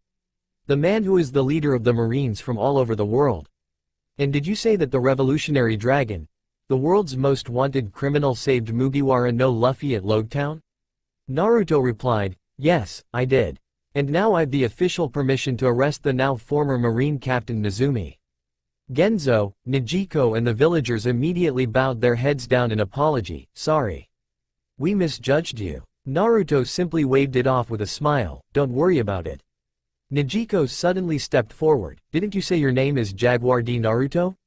Seeing Naruto nod, Nezuko continued, Are you the Jaguar D. Naruto who is the author of The Tale of Uzumaki Sora series? When Naruto nodded, Nijiko squealed in delight and hugged him. She then ran at full speed to her house and came back with one of her copies and asked him to sign it, which he did. She then asked immediately, "When is the next book coming?" Naruto replied with a smile, "I just submitted the next book to the publisher yesterday. It should be coming out soon." Nijiko once again squealed in joy. Soon the villagers came one by one asking Naruto for his autograph. The villagers then told him about how Arlong had taken over the village a decade ago and agreed to leave only if they pay him 100,000 belly. They told him the story without mentioning Nami's name, but Naruto knew right away that they weren't telling him the whole story as there were several pieces missing in the puzzle. Once Naruto was done, he was about to leave for the 16th base branch, when he suddenly stopped and walked back to Genzo and the villagers and asked, "By the way, did anyone from your village join Luffy's crew?" Suddenly all the villagers and Genzo apart from Nijiko began looking away from Naruto and whistled as they said, "Nope." No one did. Nijiko face-palmed at the poor lying skills of Genzo and the villagers. Naruto began laughing out loud as he said, "You guys are just horrible liars." Naruto then recalled the names that Luffy mentioned when Buggy was bringing the sword down to his throat: Zoro, Nami, Usopp and Sanji. One of them, I suppose. It can't be Zoro or Sanji. I know that Zoro was with him at Shell's town itself. It can't be Sanji either. Sanji was the guy in the suit, if I'm right. He had good fighting skills. Someone like that could have taken down a few fishman pirates himself. So it's either Nami or Usopp. Naruto then kept repeating the names slowly and watched everyone's reactions. When he mentioned Nami, they were sweating buckets. However, when he mentioned Usopp, they were wiping of their sweat and whistling in relief. It was too obvious once again as Naruto laughed again at their expense. "I see. So it's Nami." Nijiko, seeing how the Marine Rear Admiral had uncovered their secret side and told him the entire story, what Nami went through, why Luffy fought Arlong and why Nami joined Luffy and became a pirate.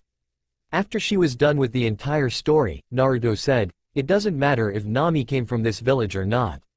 Don't worry about it. Genzo-san, I believe you are the leader of this village, right?" Seeing Genzo nod, Naruto gave him one of his knives and said, "I've eaten the teleport fruit. This knife contains one of my markings. I can teleport to it whenever I want. Keep it with you. If your village is in any kind of trouble, throw the knife onto the ground. Doing so will send a signal to me notifying me of the distress call, allowing me to appear here from anywhere in the world." Genzo accepted the knife and thanked him. Nijiko then suddenly stepped forward as Naruto was heading for the ship. "Can I join and become a marine under you?" Naruto, Ain, the other marines and the villagers were shocked. Naruto quickly recovered upon seeing her face and her determination as he said, "Are you sure, Nijiko-chan? The life of a marine isn't easy. You'll have to start from the very bottom as well as a Zatsuyo. You'll need to train hard as well. You are extremely weak. Besides, I along with Ain-chan operate mainly in the Grand Line and the New World. In the New World, pirates like Arlong wouldn't even last a second. East Blue is the weakest of all the 5 seas. That's why Arlong came here. You also just told me that your sister, Nami, joined Luffy and became a pirate. You might have to fight her someday. What will you do then?" Nijiko, despite hearing all that Naruto had to say, didn't waver. "I don't mind starting from the bottom. I want to become strong as well. I don't want anyone to suffer like we did because of Arlong. I grew up with Nami. Like her, I want to see the world as well, even if it is filled with monsters. As for fighting Nami, I'll cross the bridge when I get there. In the short time you spent here, you already proved that you are a good person, Naruto-san. I don't mind following someone like you, Naruto Sucho." Naruto smiled, "Please don't call me that. I hate the formal stuff. Come on then, you're in, but know that you've just willingly walked into hell. Your training will begin tomorrow. In the meantime, as the Zatsuyo, you've to clean every room including the bathrooms, do everyone's laundry and help in cooking the food. Welcome to the Marines." Naruto and the crew soon reached the 16th base branch in East Blue. It took them only a few hours since they had the wind with them this time. The Marine soldiers were shocked to see a rear admiral, a commodore and a captain with several soldiers. As soon as Naruto walked in, he ordered the soldiers of the base, "Bring me Nezumi." The soldiers immediately called Nezumi, who was sleeping. When Nezumi came in, he was shocked to see Naruto. Naruto introduced himself. "I am Rear Admiral Jaguar D. Naruto. I'm here to let you know that you're no longer the captain of this base. Your replacement is going to be Ensign Mishikaku." Nezumi yelled back in reply, "How can you replace a captain by an ensign? I've been suffering too much humiliation already. I don't care if you're a Rear Admiral. I won't stand for it." Naruto looked towards Ain and said, "Deal with him, Ain-chan. He's all yours." Nezumi tried to jump onto Ain, but Ain was much too quick for him. She dodged him easily, before slamming the hilt of her sword into his gut, forcing him to bend over before slamming the hilt onto his head, forcing him to fall on the ground. Nezumi stood up and yelled, "You bitch. I'll kill you." Ain's eyes twitched upon being called a bitch. As Nezumi charged forward, Ain waited before moving her sword bizarre speeds. To the naked eye, it looked as though she'd just moved it around. It didn't even seem to touch anything, as there was not even a cut on Nezumi's body. Ain sheathed her sword, and just then Nezumi's clothes fell apart, leaving him totally naked. Nezumi immediately covered his genitals as Naruto's soldiers began laughing. Ain then spoke, "I wonder whose bitch you are going to be now?" Naruto stopped laughing as he said, "Oh, by the way, you are under arrest for accepting bribes from a pirate, for attempting to rob a village, and for shooting a civilian." Nezumi was about to protest as Ain chopped the back of his neck, forcing him to slip into unconsciousness. Just as Nezumi was about to fall forward, Ain put her shoulder in the way and stood up with an unconscious Nezumi on her right shoulder. Naruto then fired all the corrupt marines in the base, whom Negico identified, and placed some of his men from Logetown in their place. Naruto then bid goodbye to Mishikaku after handing him one of his knives and walked back towards the ship. Negico approached Ain and said, "Thank you for defeating and humiliating him so soundly." Ain merely smiled in reply. The group then reached their ship, where Ain carried Nezumi to the brig and threw him inside his temporary prison. She then went up to Naruto and said, "Naruto." Naruto knew that this wasn't good. Ain never called him just by his name unless she was angry, and an angry Ain terrified him. Ain always called him by his title or as Naruto-san, unless she was angry or when they were having. Naruto gulped as he turned around. Ain had a fearsome expression with several tick marks on her face as she said, "Never, and by that I mean never ever make me carry a naked disgusting man again, or I'll turn your jewels into a color darker than my hair and make sure that it's permanent." Naruto instinctively covered his genitals as he kept Ain's warnings in mind. Naruto and his crew took their time sailing in East Blue. Naruto visited each and every marine base in East Blue the following day, and after making sure that the leader of the base wasn't corrupt, Naruto gave them a knife to use in case of emergencies. Naruto had also begun training Negico. Negico seemed quite agile and had decent knowledge on navigation thanks to her sister, Nami. She seemed to prefer a gun for a weapon. She seemed to be quite accurate at shooting. Naruto had Ain focus on her training most of the time. Negico wasn't ready to learn Haki, and he could teach her Rokushiki only after reaching the headquarters. After visiting the 8th base, where a new lieutenant commander had taken charge after a corrupt commodore had gone missing, Naruto headed for Shell's town. On their way, during the evening, they came across yet another pirate ship. When the Marines neared the ship, Commodore Pudding recognized the pirate flag immediately. That ship belongs to the Black Cat Pirates. 5 years ago their captain, Kuro of 100 Plans, who had a bounty of 16 million belly, was executed. It was Axe Hand Morgan who caught him. That's what led to his promotion. I thought they'd have disbanded after that. I wonder who is leading them now. The moment the pirates saw the Marines, they began firing cannonballs at them. Naruto turned to Ain, who quickly responded to the attack. She jumped forward using Geppo and cut through all those cannonballs using her swordplay. Naruto told Pudding, "Don't waste cannonballs on them. Ain-chan and I will deal with this." Naruto and Ain used Geppo to reach the pirate ship. The cannonballs that came their way were cut by Ain. The moment Naruto landed, one of the pirates yelled, "Kill them quickly or Captain Kuro will kill us all." The moment he heard, Captain Kuro, Naruto's eyes turned to a frown. Commodore Pudding had just told him that Kuro was dead. Naruto initially thought about using his Haoshoku Haki to beat them all, but changed his mind upon hearing their captain's name. He'd have to create a commotion to draw out their captain.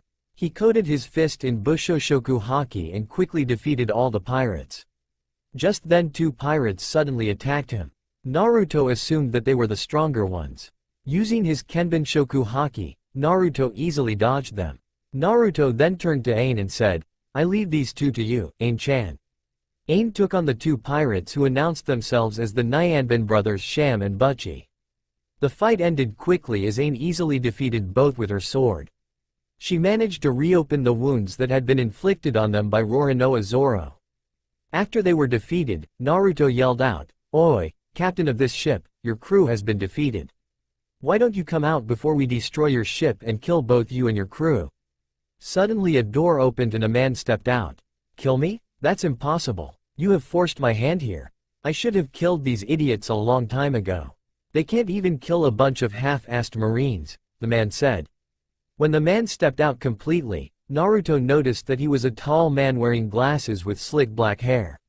He was wearing fur gloves on both his hands which had swords on all 5 of his fingers. Pudding upon seeing the man immediately yelled out so that Naruto could hear, "It is the pirate captain, Kuro of 100 Plans." He straightened his glasses using the palm of his hand as he said, "My useless men couldn't deal with you. You are Marines, so if I have to live the rest of my life in peace, I must kill all of you." Nuki Ashi. Kuro began making several quick feet movements before suddenly disappearing. Only Naruto with his experienced eyes could read him. Suddenly Kuro attempted an attack on Naruto. Naruto, who saw it from a mile away using his Kenbenshoku haki, dodged it easily. Kuro then proceeded to attack his own crew, killing several of them with his attack.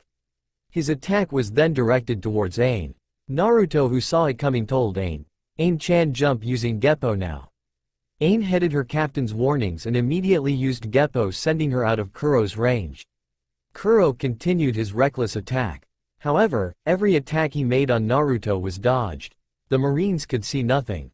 All they could see was Naruto making a sudden movement like a head tilt or a bending his body, and scratch marks appearing on everyone else except Naruto and on the ship. Nijiko, who was in a similar situation as the rest of the Marines, asked Commodore Pudding, "Is Shosho-san dodging those attacks? How is he able to see them?" Pudding replied with a nod, "This is the level of the strongest rear admiral among the Marines. Only the elite among the elite have their base at the headquarters. And Naruto-san is the best among them in his rank. I had heard of him before. He is the yellow flash of the Marines after all. He is severely holding back, and yet a pirate who we can't even see can't touch him. He is able to see the attack coming and is dodging it easily. That is why the ones from the headquarters are respected the most. I may be a commodore and may hold seniority in ranks compared to someone like Ain-tesa, but even she is stronger than me." Nijiko and the rest of the Marines stared at Naruto and Ain in awe. After several minutes, Kuro was getting tired and Naruto was getting bored. Naruto shouted out to Kuro, "How about this? One shot? I'll give you one free shot. I won't even more or make any attempt to dodge." Kuro's scowl deepened further as he said, "I'll make you regret that." Kuro once again disappeared from everyone's view.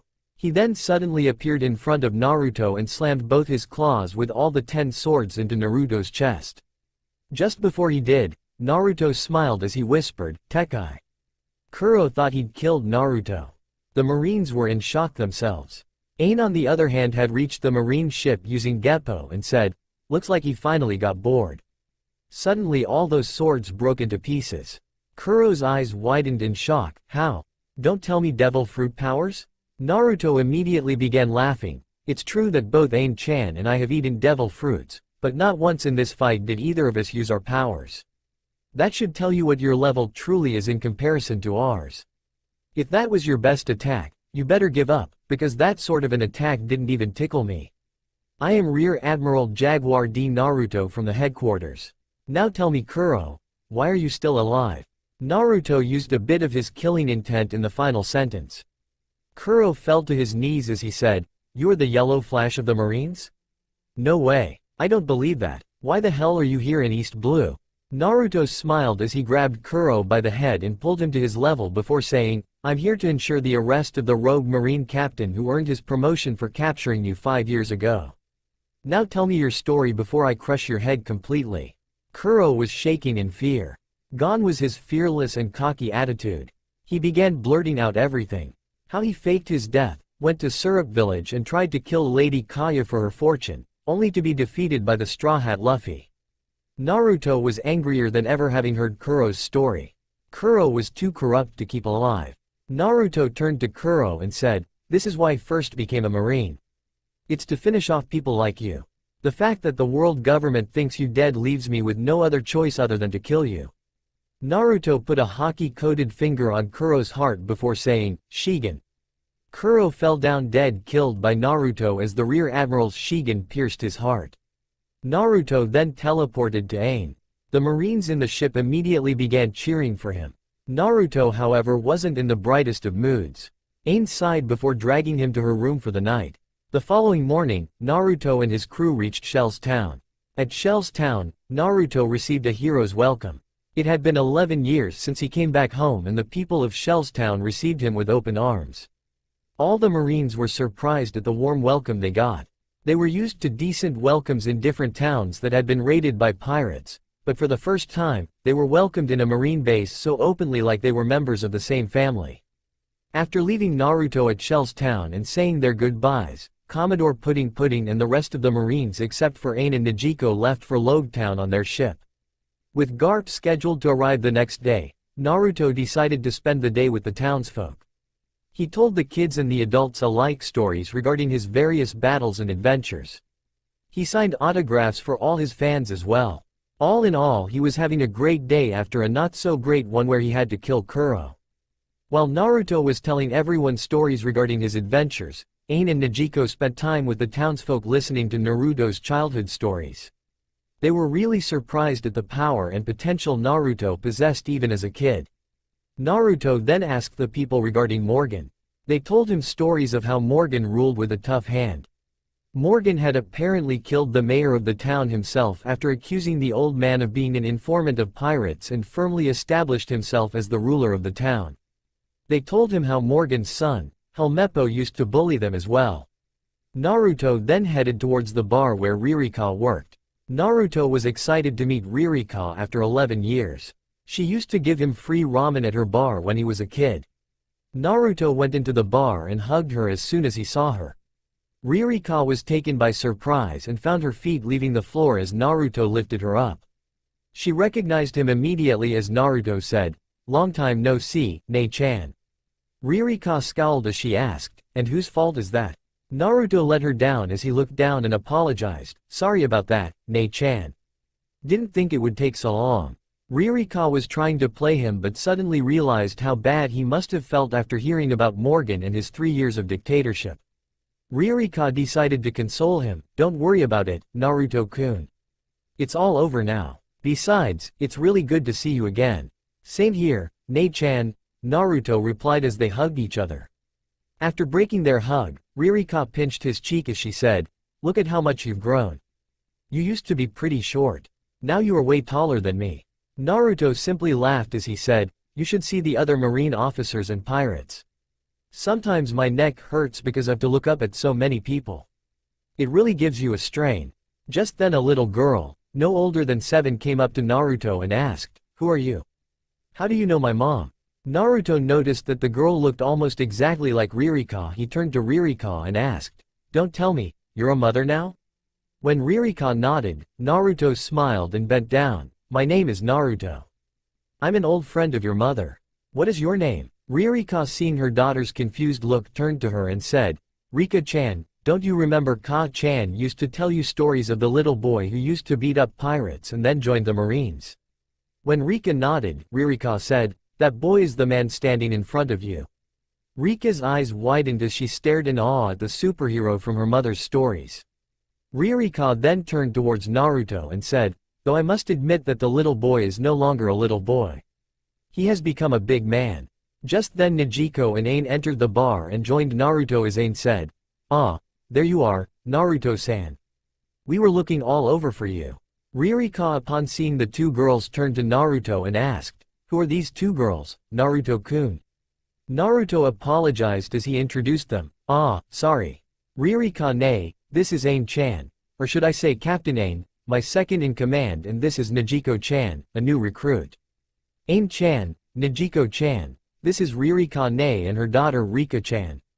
Ririka-ne used to give me free ramen when I was a kid. Ririka decided to tease Naruto. Naruto-kun, seems you've turned into quite the playboy. You have two beautiful girls of your age in your crew. Ain, sensing the opportunity, decided to put her captain in the spot. Yes, Ririka-san. Besides being known as the prodigy of the Marines and the yellow flash of the Marines, Naruto-san is also known as the playboy of the Marines. He already slept with me and several other female Marines. Rumor has it that he hasn't even slept with the Marine giantess.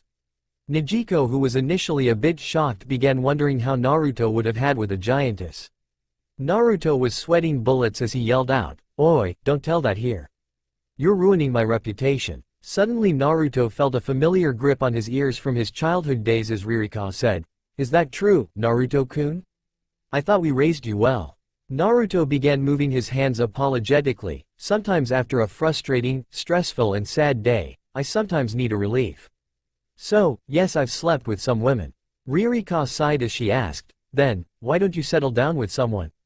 Naruto replied, "Well, it's just that for the past 11 years, the only ones around me have been pirates and Marines. I haven't exactly had the time to focus on a love life. Maybe someday I'll take an extended vacation and settle down with someone, or maybe I might just settle down with one of the Marine females I've gotten to know or might someday get to know." Both Ain and Nijiko blushed at the last line, when Rika interrupted them. "What is wrong with sleeping with women?" None of them wanted to explain the concept of birds and bees to the 7-year-old, so Ririka changed the topic immediately. "So Nijiko-chan, you're a new recruit, right? So, you must be a Zatsuyo. Is Naruto-kun overworking you?" Nijiko, who was pleasantly surprised by the change in topic, replied, "Not much really. He had warned me earlier about it. He has begun training me along with Ain-san." Rika chose the moment to intervene again. "So you are also a Zatsuyo, like Kobe Nissan and Bakumepo? And who are they?" Nijiko asked the little girl. "They are my friends, especially Kobe Nissan," Rika replied cheerfully. Ririka scolded her daughter for referring to Helmeppo so rudely. Upon seeing the confusion of the Marines, she explained to them, "Kobe is a boy who came with that straw hat wearing pirate, Luffy. While it was Luffy and Zoro who saved this town, Kobe also helped. Helmeppo is Morgan's spoilt son, who we hope will redeem himself and his ways by joining the Marines. They are both Zatsuyos in the Marine base here." Naruto smiled as he said, "I see. I'll have to meet with them to hear the whole story." He then ordered some ramen for him as well as for Ain and Nijiko. After having had about 20 bowls of ramen and spent the entire time under the shocked gaze of Rika, who had never seen anyone eat that much ramen, Naruto went to Ririka and whispered, "Who is Rika-chan's father?" Ririka looked down as she whispered back, "Rika-chan's father was the son of the mayor, Richard. I'm sure you remember him. After Morgan killed the mayor, Richard tried to take Morgan down, only to die by his hands." When Ririka finished, there were tears in her eyes. Naruto, who was shocked upon hearing the story, looked down before saying, "I'm sorry, I didn't come back earlier. I'm sorry that I left. If I stayed, there wouldn't have been a Marine base here and Morgan wouldn't have been here either." Naruto then quickly walked off towards the Marine base. Ain and Nijiko followed him. Naruto asked the new leader of the base, Commander Ripper, for the keys to Morgan's cell and handcuffs. Naruto told the other Marines to leave as he walked into the cell that contained Morgan. Upon being commanded by a much superior officer, the Marine soldiers made way and followed his command. Naruto opened the prison with the keys. He then removed Morgan's handcuffs. Morgan was shocked at Naruto's actions. Naruto then asked him, "Former Captain Axe-Hand Morgan, are you responsible for the death of the previous mayor of the town, Reynold, and his son, Richard?" Morgan rubbed his now free wrists as he said, "The old mayor was an informant for pirates and his son tried to make a move against my authority. So I had them both killed." Naruto closed his eyes before punching Morgan with a hockey-covered fist which broke his nose and his metal jaw. Naruto then grabbed him by his throat and pulled him up and was about to punch him again, when Ain put her hand on his shoulder and interrupted him. "I know you are angry, Naruto-san. But there is no need to punch him again. He'll die if you do so. We both agree that he deserves something worse than death, but court-martial is all we can do to him. Leave him for now and enjoy your time in your hometown. Stay here for few more days. I'll keep one of your knives with me. I'll drop it at Marine Ford once we reach there." Negico decided to give Naruto company till he had to appear at Marine Ford. Naruto then went to see Kobe and Helmeppo. The teenagers, who were nothing more than chore boys in the Marine base, were surprised to hear that a Marine Rear Admiral from the headquarters wanted to meet them. Kobe was excited at the idea. Helmeppo on the other hand was a little scared. After all, Naruto was much more higher ranked than even his father. As soon as he entered the room where Naruto was waiting for them, Kobe saluted. "Sir, I'm Kobe, chore boy in the 153rd Marine Branch." Naruto, Ain, Negico and Helmeppo stared at Kobe before Negico and Naruto began laughing out loudly. Ain on the other hand stared impatiently at Helmeppo waiting for his introduction. Helmeppo saw Ain staring at him and began staring back. Soon tick marks appeared on Ain's face and Naruto and Negico immediately stopped laughing. Helmeppo still continued to stare back at Ain. Ain then walked towards Helmeppo and punched him on the head, sending him crashing into the ground as she yelled, "Introduce yourself." Helmeppo, who was lying flat on the ground, raised his head to say, "I'm Helmeppo." Naruto looked at Ain and said, "Relax, Ain-chan," before turning towards Kobe and Helmeppo to say, "I'm Rear Admiral Jaguar D. Naruto from the Marine Headquarters. Don't call me Sochu or anything like that. Just call me by my name. The one who hit Helmeppo is Captain Ain and the one next to me is Negico. Azatsu like the two of you." Helmeppo noticed that Naruto was nothing like his father. His father commanded such authority. Naruto on the other hand seemed too carefree. Even the Lieutenant Commander Ripper, who had just taken over from his father as the new branch commander, wasn't quite as lax and carefree. Seeing this, Helmeppo began looking down upon Naruto just as he used to look down upon the other Marines who worked under his father. "What do you want, Naruto?" "I'm a busy person." Ain was shaking in fury. She literally wanted to kill Helmeppo. She turned towards Naruto, who had a calm smile on his face as he gave her subtle signal to not do anything. Negico was also getting angry, but Naruto, after signaling Ain, turned to her as well. She got Naruto's message and held back her anger. Naruto continued smiling as he spoke politely. "I would like the two of you to tell me how Captain Axe Hand Morgan was defeated." Helmeppo, who felt like he was the boss of Naruto, scowled in anger. "Why should I? I've better things to do. Don't bug me again if that's all you want." The next thing Helmeppo knew, Naruto had appeared in front of within a second, grabbed his head and pinned him on the wall behind him, his feet several inches off the ground as the Rear Admiral said, "Why should you? Well, how about this? If you don't, I'll kill you right here right now by crushing your head, and not a single blade of grass will be able to do anything about it. No one will even complain or care. So answer my question now or die." Naruto then released Helmeppo. Kobe ran towards him to see if he was okay. The two chore boys then turned towards Naruto, who was now exhibiting a ferocious aura while staring angrily at Helmeppo. Naruto then turned to Kobe and said, "I'm well aware that the two of you are associated with the notorious pirate, Monkey D. Luffy, also known as Mugiwara no Luffy. I'm willing to overlook that if you explain everything without leaving out any details." Kobe and Helmeppo then blurted out everything that happened, from Kobe's escape from Alvida to Helmeppo arresting Zoro and having Rika thrown out of the base's walls to Luffy breaking Morgan's statue to Luffy kidnapping Helmeppo in order to get Zoro's swords and freeing him to the fight of Luffy and Zoro against Morgan and the Marines to how Luffy helped Kobe become a Marine. After hearing the story, Negico asked Kobe, "How did you end up in Alvida's ship anyway?" Kobe gulped as he said, "I was going into the sea for fishing, but I got onto the wrong fishing boat. The fishing boat I got on was Alvida's dingy." Helmeppo was thinking that Kobe had just blurted out a horrible lie as Naruto looked at Ain and Negico before Naruto and Negico began laughing loudly.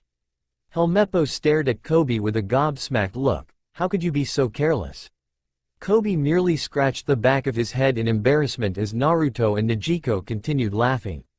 After they stopped laughing, Naruto informed them, "Tomorrow Vice Admiral Garp from the Marine Headquarters will arrive. Morgan will be taken to Marine Ford where he will go through a court-martial." Helmeppo tightened his fists while looking downwards to not show his tears. "Will they kill my father?" Naruto's face morphed into a scowl as he said, "Just be glad that he is going to get a quick death. If it were up to me, he'd be sent to Impel Down, the impenetrable prison where several of the most dangerous pirates go through the worst kind of torture. That would be a fate worse than death. This town is my home. Morgan killed people who were very important to me. He ruled my hometown like a dictator. I want to destroy him. I want to make sure that he suffers and feels incredible pain every time he tries to even move a muscle. But unfortunately for both you and me, we don't always get what we want." Kobe and Helmeppo stared at Naruto in shock. They didn't know that Shellstown was his hometown. That could see the anger rolling off him. Helmeppo hated it, but he couldn't complain if Naruto hated his father. Naruto turned around and began walking out of the room. Just as he got to the doorway, he stopped and said, "You know Helmeppo, I don't get you." After hearing the stuff he said. After hearing him say out of his own mouth that he thought of you as a worthless son not even worth hitting, you still want him to live. You still care about him. If I were in your shoes, I would be ashamed of him. I would be ashamed to call myself his son. Naruto, Nezuko and Ain that walked out of the room leaving Helmeppo a lot to think about. Kobe looked at Helmeppo and knew that his new friend was going through a lot, but even he had to agree with Naruto. The following day, Ain had gone along with Ripper, Kobe, Helmeppo and the other Marines of the Shellstown base to transfer Morgan from Shellstown. Nezumi was also moved along with Morgan. Garp had arrived in his marine ship and Ain was to join Garp with both Morgan and Nezumi moved to the brig of Garp's ship. Naruto and Nezuko were spending time with Rika and Ririka when suddenly he felt one of his knives being thrown. Naruto excused himself and teleported both himself and Nezuko towards the knife. The knife had been thrown by Ain. Naruto looked around and saw that Garp had a cut across his torso but was otherwise fine. The cannon had been destroyed as well. Most of the Marines were surprised to see Naruto and Nezuko suddenly appear.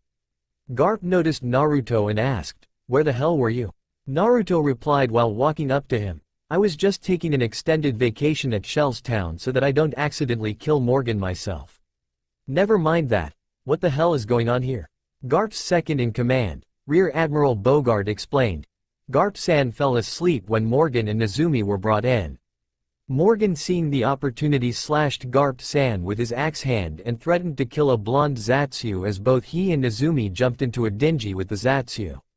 "We were about to shoot them down with the cannon, but then the pink-haired Zatsu stood in the way." Garp-san woke up at that moment and broke the cannon when he stretched. The pink-haired Zatsu is now swimming towards that dingy. Naruto sighed as he turned to Garp and said, "Seriously Garp-san, that was really uncool." Garp yelled out at Naruto, "Uncool? Ugaki, when was the last time you went 5 days without sleeping and ate 843 donuts?" Garp ate another donut and yelled, "Make that 844.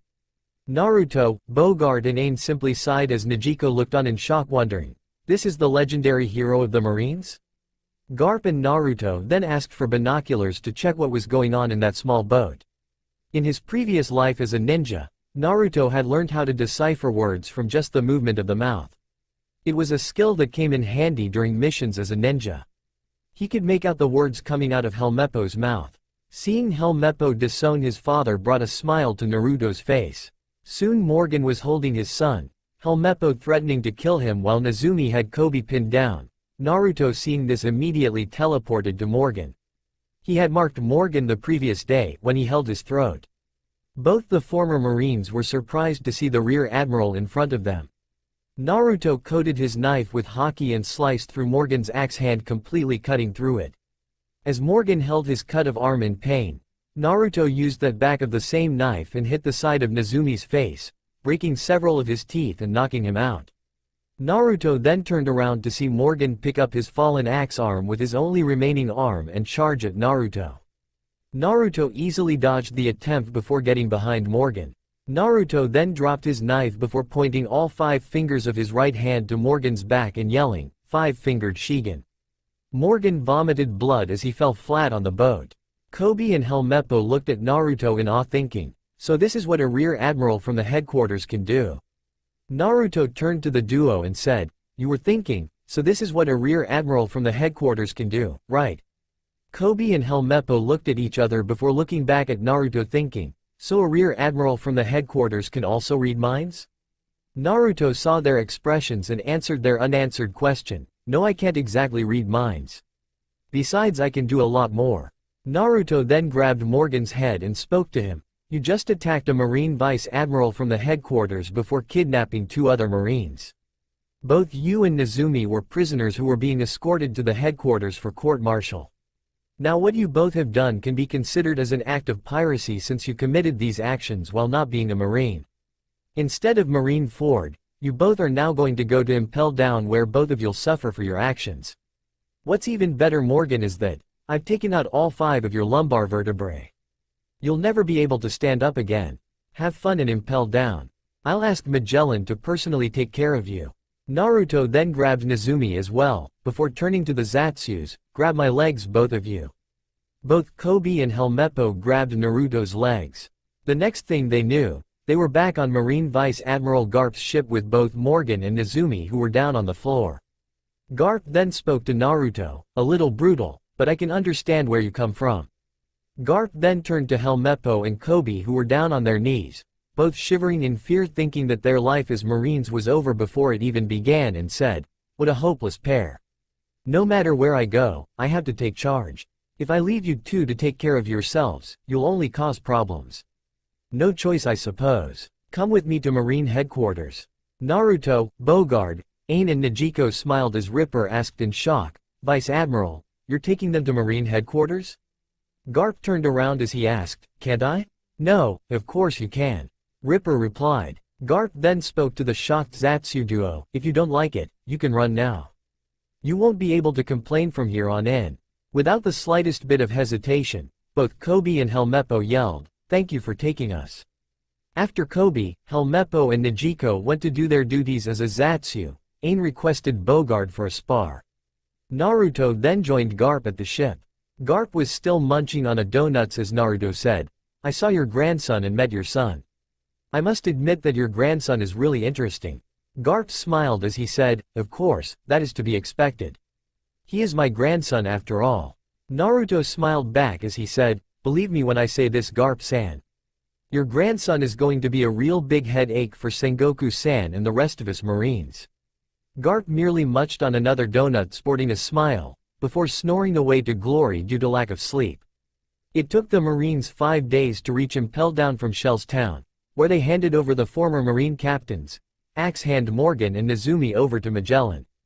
Then they headed towards the Marine headquarters to register the new recruits, Najiko, Kobe and Helmeppo. During the trip, when Garp and Naruto were together, the duo got drunk and Garp began reminiscing old stories. Naruto could hold his liquor better than any other Marine, a trait he seemed to have inherited from his previous life. Some of those stories featured Naruto's father, Jaguar D. Sora, and his uncle, Jaguar D. Saul. Jaguar D. Saul was one of the first few to go through the gigantification experiment. The experiment didn't go all too well, because it ruined his physique, his voice, his face and his hair. It did manage to increase his strength, which resulted in his promotion to Vice Admiral rank. Naruto never knew how his uncle died. All he knew was that his uncle died when he was just 2. He had tried to investigate it himself, a while back when he was a captain. However, he was left with no other choice but to quit since he'd pretty much reached a dead end. All he knew was that, around that time, there was a Buster Call attack on an island called Ohara in West Blue. According to the reports, the Buster Call was used because the Ohara clan was seeking out forbidden knowledge to destroy the world. The only survivor, an 8-year-old girl named Nico Robin, became the youngest to obtain a bounty of 79 million belly. From further investigation, he deduced that Saul was one of the 5 vice admirals in charge of the Buster Call marine ships during that time. He had asked Garp, Aokiji and Sengoku about Saul, and they either merely changed the subject or replied that they didn't know what happened to him. Naruto was sure that Sengoku and Aokiji knew something about it. Besides the guilt on their faces and their immediate attempts to change the subject, Naruto found out that Sengoku was the admiral back then while Aokiji was one of the vice admirals in charge. Naruto dropped the topic from their conversations since then because he realized that both Sengoku and Aokiji didn't want to tell him the truth or have him find out the truth either. He noticed some spies tailing him and realized that both Sengoku and Aokiji didn't want him snooping. The one thing that baffled Naruto the most was the reason for the Buster Call. An 8-year-old girl sinking down marine warships was just unimaginable. It made no sense to him whatsoever. Having spent time in military in his previous life and having known and heard the exploits of Shimura Danzo, Naruto knew all about dirty work and cover-ups. Naruto knew right away that the Ohara incident was a major cover-up. Naruto knew that the world government was dirty. The ones at the top, the Gorosei, weren't clean, and neither were the admirals, the vice-admirals, or even the fleet admiral, Sengoku. But having seen some of the worst kinds of pirates running amok, Naruto knew that the world government was necessary for a balance to exist. After reaching the headquarters and registering the names of Kobe, Helmeppo and Negico, Naruto and Garp began their training with Bogard and Ain assisting them. Negico, at 20, soon became the older sister figure or the two teenagers. Negico was also the most talented among the three when it came to fighting. She was quick and agile. The one thing that the trio had in spades was their drive to become strong because of the incidents and certain individuals in their pasts. For Kobe, it was all about bringing down people like Alvida. For Helmeppo, it was about bringing down people like his father, Morgan, and the Straw Hats. As for Negico, it was all about bringing down pirates like Arlong. While Kobe preferred using his fists and Helmeppo felt at ease with kukri knives, Negico found it easier with a pistol. Her mother Belle preferred rifles over other weapons. Negico was a real quick shot with the pistol. She was a natural at firing without taking time to aim. She, however, did have problems when she was at a distance of more than 30 meters from her target.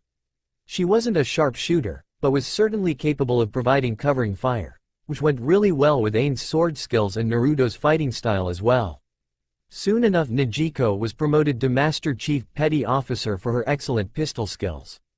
Negico preferred wearing an orange sleeveless shirt with a marine symbol on the back that showed off her tattoos with blue tight-fitting half pants. She wore a belt made to which her extra bullets were attached so that she didn't run out of them quickly. The belt had an open space behind with holsters attached to it for two pistols. Aside from shooting skills, Negico, Kobe and Helmeppo were also introduced to the Rokushiki. Helmeppo didn't have the natural talent to perform any of the Rokushiki moves. Kobe seemingly had the talent to perform Soru, while Negico was quite comfortable with the Geppo, something Naruto was really happy about because both he and Ain frequently used Geppo. Ain had mastered Soru, Geppo and Shigen herself and was in charge of teaching the moves to both Kobe and Negico. Naruto had already mastered the 6 Rokushiki moves and was working on the 7th, Rokuogen. He had learnt the move earlier. He had even mastered it to a decent extent.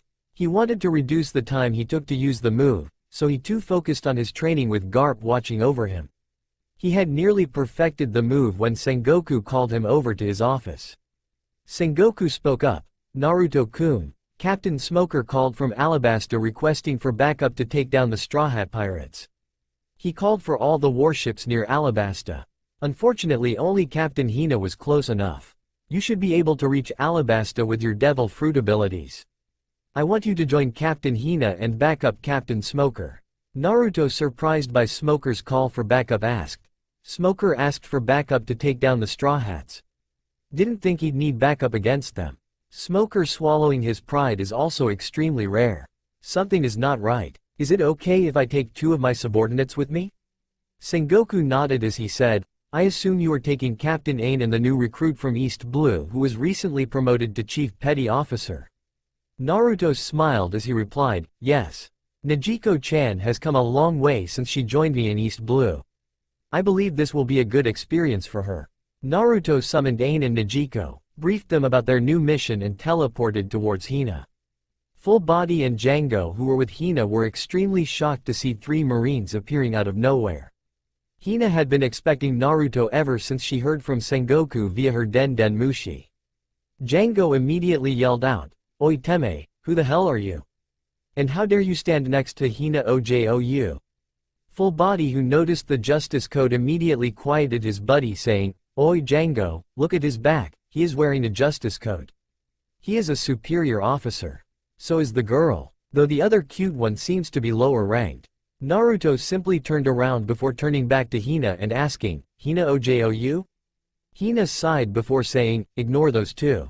When Sengoku-san said that he's be sending you, Hina was expecting you to appear with Ain. Though it seems you have a new recruit as well, Naruto-kun. Ain stepped forward to greet Hina. Good morning, Hina-san. Naruto turned to Negico as he introduced her to the captain. Negico-chan, this is Hina-chan. also known as the Black Cage, Hina. She is my old classmate and a Marine captain. Hina-chan is also a personal friend. We even lost our virginity to each other. Najiko began blushing up a storm as Ain and Hina hit the back of Naruto's head shouting, "That's unnecessary information." Najiko then introduced herself, "I'm Chief Petty Officer Najiko, Taisa-san." Behind them both Django and Full Body were thinking, "Bastard, how dare he takes Hina Oju's virginity. He also has two cute girls and both are higher ranked than us." Hina then turned towards her crew who were staring at Naruto in anger and jealousy. To those of you who don't know, the blonde is Rear Admiral Jaguar D. Naruto, also known as the Yellow Flash, Naruto. The woman in the code is Marine Captain Ain. Naruto then turned towards Django and Full Body. "Who are you guys?" Full Body introduced himself first. "I'm Seaman Recruit Full Body. Formerly Lieutenant Commander Full Body." Naruto had heard about a lieutenant commander being demoted to Seaman Recruit because he vouched for a pirate. He understood right away that the one in front of him was that person. Django then spoke, "I'm the hypnotist Django. Also Seaman Recruit." The name Django the Hypnotist reminded Naruto of Kuro's little confession in East Blue. Naruto figured out what had actually happened as he thought, "I see. So the lieutenant commander got demoted for vouching for the former first mate of Kuro. The one who helped fake his death." Naruto decided to confirm his suspicions as he asked, "You wouldn't be Django the Hypnotist, the former first mate of the Black Cat Pirates, would you?" Django took a step back seeing that the Rear Admiral recognized his former title. Even Hina turned her head towards Naruto and Django to see what would happen. Before Django could say anything, Full Body threw himself between Naruto and Django yelling, "He may have been. But now he is a Marine, not a pirate. I vouched for him in court in East Blue and I'll vouch for him again anywhere. Django is a good friend and not a spy for any pirate." Naruto, Hina, Ain, Najiko and the other Marines were taken aback by Full Body's faith in his friend. Django was moved to tears seeing Full Body throw everything away to save him. Naruto's shock turned to a smile seeing Full Body's actions as he said, "I'll hold you to that. If he makes any mistakes I'll hold you accountable."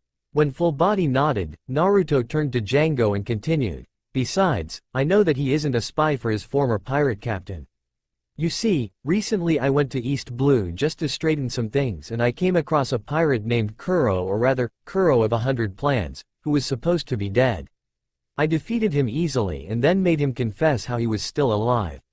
That was when he blurted out your name, Django, and how you helped him fake his death. He then told me how Mugiwara no Luffy ruined all his well-made plans in Syrup Village. I then killed him. So Captain Kuro is dead?" Django asked. Naruto nodded to confirm his earlier statement, to which Django muttered, "I see. Thank you. He'd have killed me if he were alive." Naruto nodded, remembering how ruthless Kuro was to his own crew. He could imagine Kuro killing Django. Naruto then walked towards where Hina was standing. Hina asked Naruto, "Naruto-kun, do you think Smoker-kun would have caught Mugiwara no Luffy by now?" Naruto smiled as he replied, "Hina-chan, I was there in Logue Town when Smoker went after Mugiwara no Luffy. Mugiwara escaped only because of luck. If Smoker called back up to take on Mugiwara, then something must have happened. There is definitely something going on in Alabasta." Hina's expression turned into a frown as she asked, "What do you think is happening?" "It is the home of the Shichibukai Sir Crocodile, though Smoker told the headquarters to not contact the Shichibukai." Naruto thought deeply, it could be anything. Smoker, like the two of us and Sengoku-san, knows well enough not to trust any Shichibukai. That's why Crocodile wasn't alerted. Whatever that is happening might even involve Crocodile. That could be the reason he was asking for backup. Hina turned towards Naruto as she asked, "Do you think Crocodile is actually protecting Mugiwara no Luffy from Smoker?" Naruto shook his head as he replied, "Unlikely. Either way, I want to talk to Smoker. You have a Den Den Mushi, right?" Hina nodded as she signaled her subordinates to bring her Den Den Mushi. Naruto dialed Smoker's frequency and waited till Smoker picked up his phone. "Smoker. Who's calling?" "Naruto. Oi Smoker, it is Naruto. I called to ask the situation in Alabasta." "Smoker. If you want to know the situation, come to Alabasta and find out." "Naruto. Tell me Smoker, why did you call for backup?" "Smoker. Didn't they tell you at the headquarters? To catch the Straw Hat Pirates. Naruto. Both you and I know well enough that Mugiwara no Luffy and his crew shouldn't really be a match for you. Smoker. But I think they're too strong for Tashigi. Naruto. You sent Tashigi-chan to take them on? What the hell are you doing? Smoker. I'm relaxing in my ship. Naruto, pissed off and growling. Why aren't you chasing after Mugiwara? I thought you wanted to catch them yourself. That's why you set out to Grand Line after all. Smoker. I'm tired. Besides, it's nice to piss you off for a change. Naruto laughs. Now you know why I enjoyed pissing you off. Though there is one major difference. I can kick your ass and you can't. Smoker growls. Why don't you flash here and I'll kick your ass? Naruto. We'll have fun later. I'll make our score 100-0 after the situation has been dealt with. Either way, it seems like you want me to find things out for myself. Since Tashigi-chan is involved in this mess, I'll head there. By the way, I'm with Hina-chan. She is a little pissed at you. It won't take her too long to reach Alabasta. She'll probably reach by nightfall. Though of course, I'll be reaching there first. Ya nay. Smoker as he cut the call thought to himself, for a moment there I got him riled up at me and then he switched things back to the usual immediately.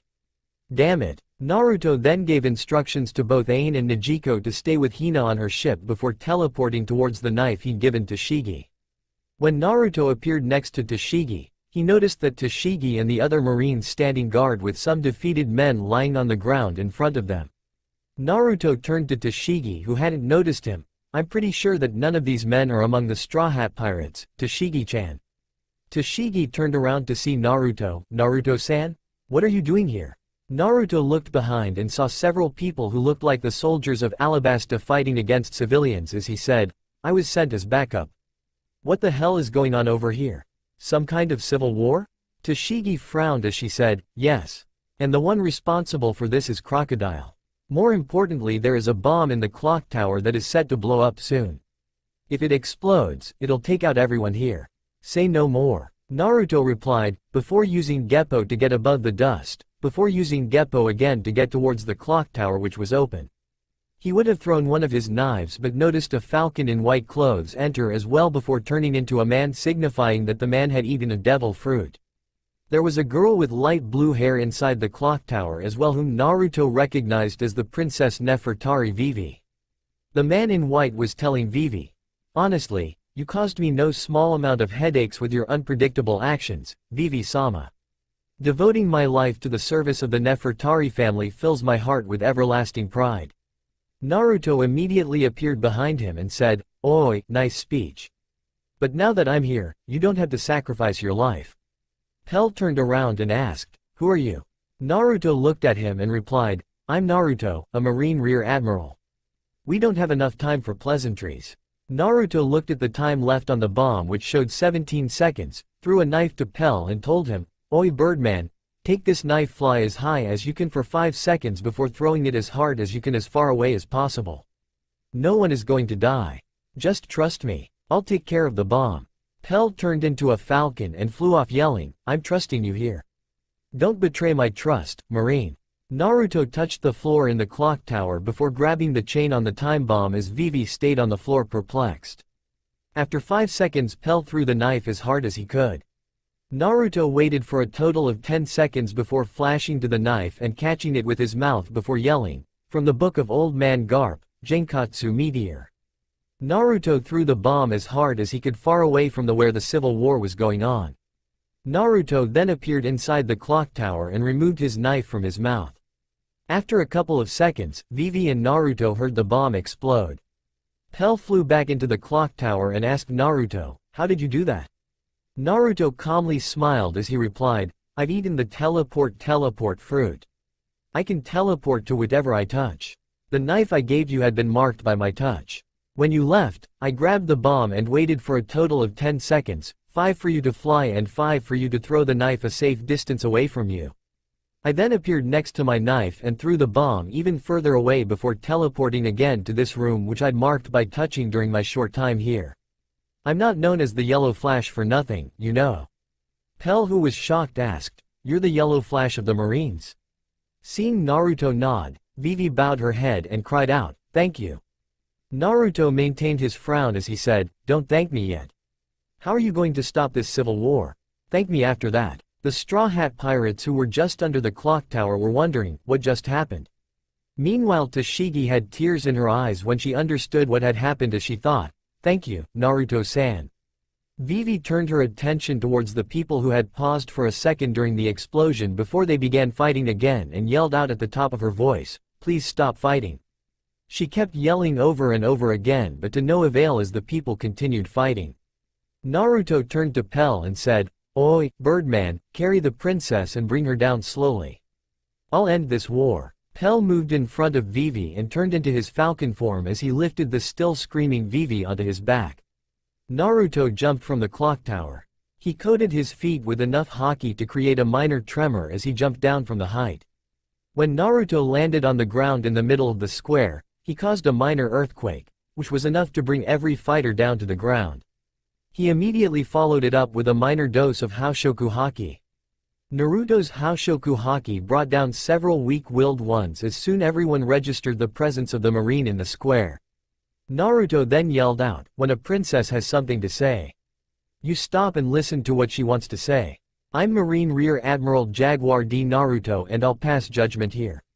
If Nefertari Cobra is guilty, I'll arrest him and take him to impel down or kill him right in front of all of you here. If it is someone else, I'll treat that person similarly. But first listen to what the country's princess has to say to all of you. As for the ones who fell unconscious, don't worry. They'll wake up in 5 minutes." The Straw Hat Pirates, seeing the marine and his power which brought down several people in his speech, backed away knowing that he'd take care of the situation. Pell brought Vivi down and the latter began telling the people about all that had been happening in the country. Koza, who had recovered, also confirmed Vivi's story, and so did a little boy who had been attacked by Mr. 2 and the Baroque Works members disguised as Cobra and his Royal Army members. Tashigi joined in to explain her findings as well. Naruto then turned to Tashigi and asked, "Where is Crocodile? It's not over without defeating him. Just tell me where he is. I'll defeat him. I'm strong enough to do so." Suddenly they felt tremors as the ground began shaking and cracking up a little. A few buildings fell apart as man with sand around him emerged out of the ground and rose up into the air. The man then fell in the middle of the square unconscious. The moment Crocodile landed on the ground, it began raining, a phenomenon the country hadn't seen in 3 years. As the crowd looked on in shock, Naruto smiled as he said, "So someone managed to defeat Crocodile and the heavens opened. How fitting. Tashigi-chan, take command here. Smoker left you in charge. I'm merely backup, even if I'm a much higher-ranked officer." Tashigi nodded and stepped forward. A Baroque Works ship carrying dance powder for use in creating artificial rainfall has been captured. Leader of the secret criminal organization, Baroque Works, Shichibukai Pirate, Sir Crocodile. By the order of the Marine Headquarters, acting with the authority of the world government, in accordance with the Naval Enemy Seizure Clause, you are henceforth stripped of all the titles and privileges granted to you by the government. As Tashigi proceeded to handcuff Crocodile and take him away along with the other members of the Baroque Works, Naruto looked around at the shocked and shameful faces of all the members of the rebel army. Just then the king, Nefertari Cobra, entered the square and spoke.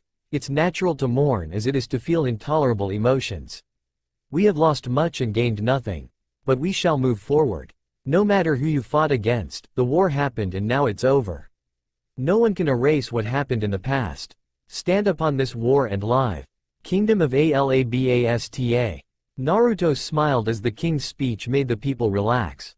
Naruto noticed that the Straw Hat had suddenly disappeared after Crocodile had been defeated.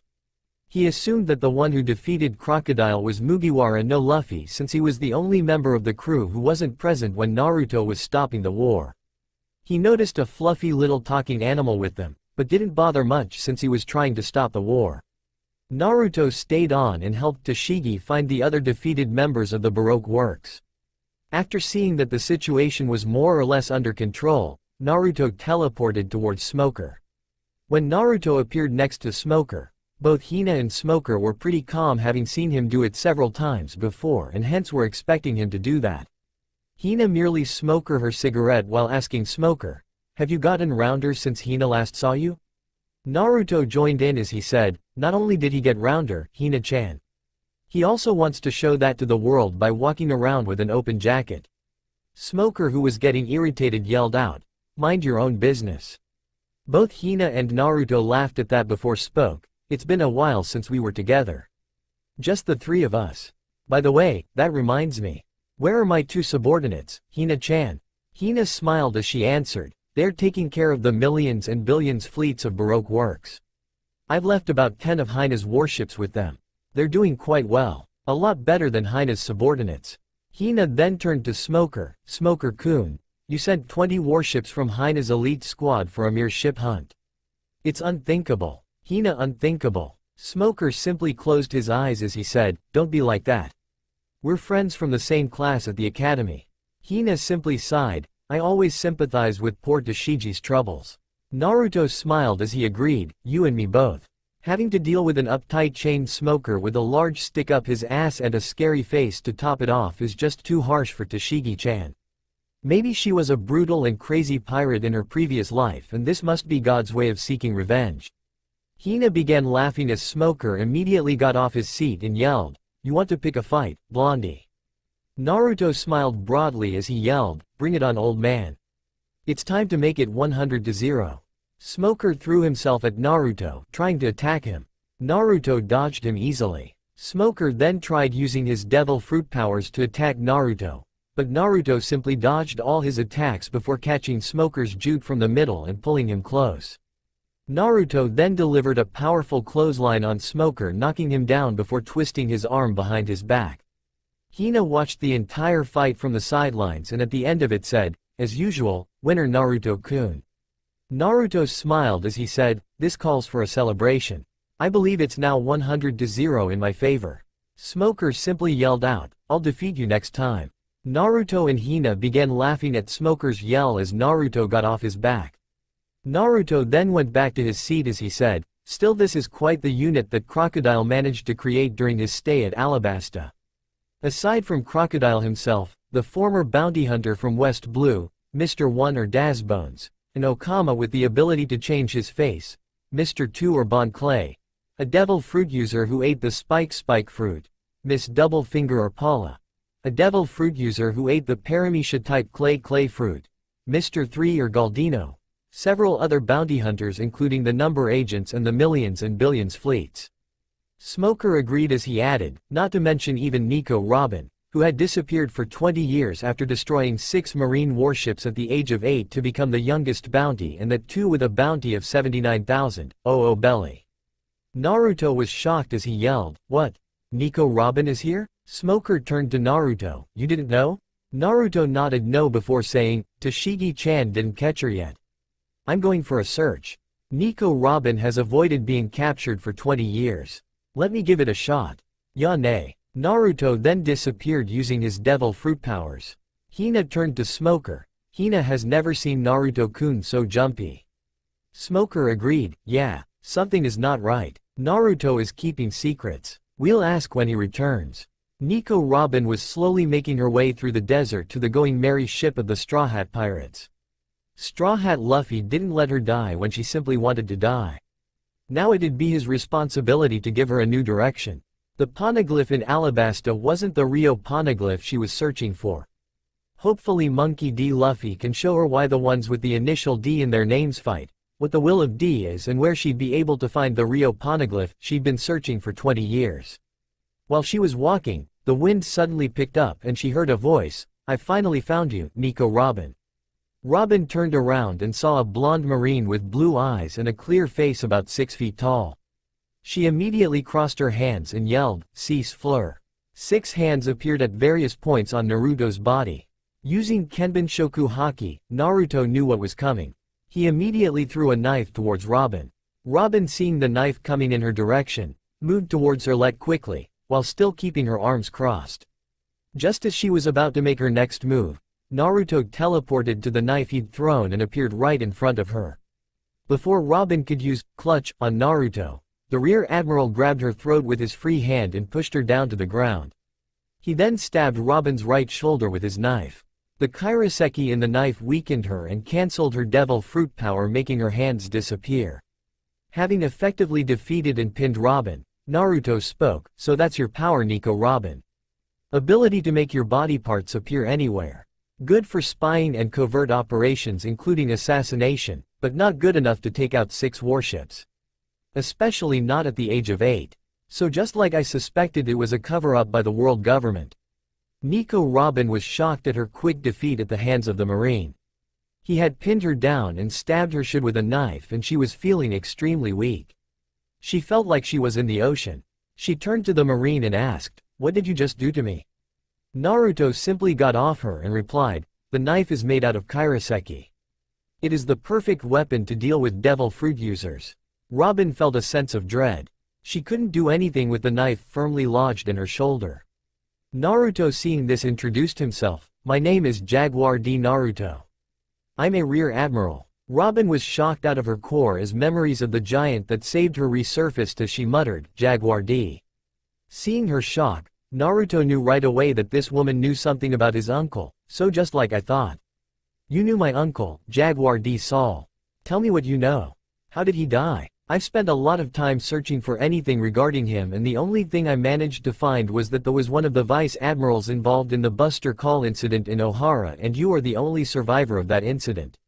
Robin was shocked to hear that the Marine in front of her was not only her favorite author but also the nephew of her savior. She had come across his name and his books. She began reading his stories because of his name and loved them. But never in her wildest dreams did she think that the man was also a Marine himself and the nephew of her savior. She knew all too well what had happened. Aokiji had killed Saul. If she told Naruto the truth, it'd put him in danger.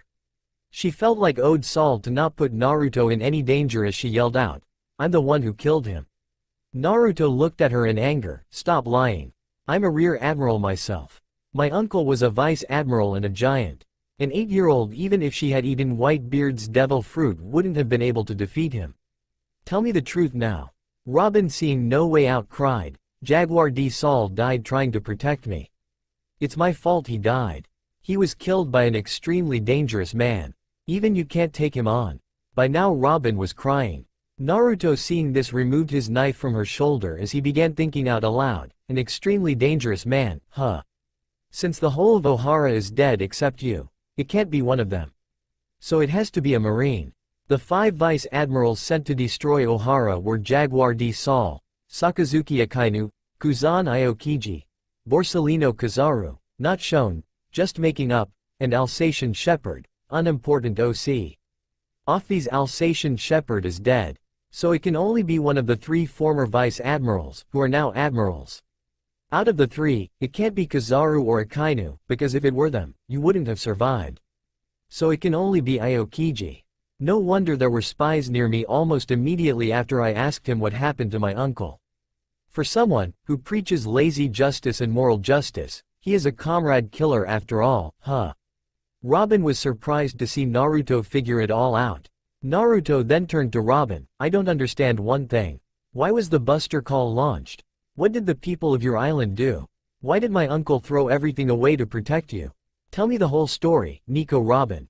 Robin, seeing no other alternative, told Naruto all she knew and could remember about Clover, her mother, Olivia, Saul, Aokiji, Akainu, and his actions and Spandine.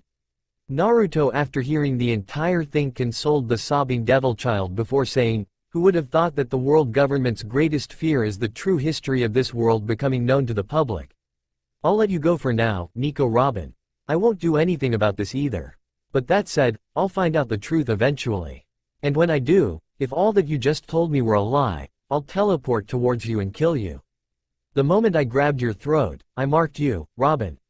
I've eaten the teleport fruit and can teleport to anything that I've marked by touching. However, I also promise that as long as whatever you told me isn't proven to be a lie, I won't ever use any mark on you for teleportation. And I always keep my promises." Naruto then helped Robin onto her feet before feeling a little embarrassed. Robin was taller than Naruto by at least 2 inches without heels and about 5 inches with it. Naruto had a pout in place as he asked, "Why do women like you have to wear heels? Like you don't feel tall enough already?" Robin, surprised by the change in atmosphere, chuckled. After she calmed down, she asked Naruto, "Naruto-kun, you too have the letter D in the middle of your name, right? Tell me, what do you people fight for?"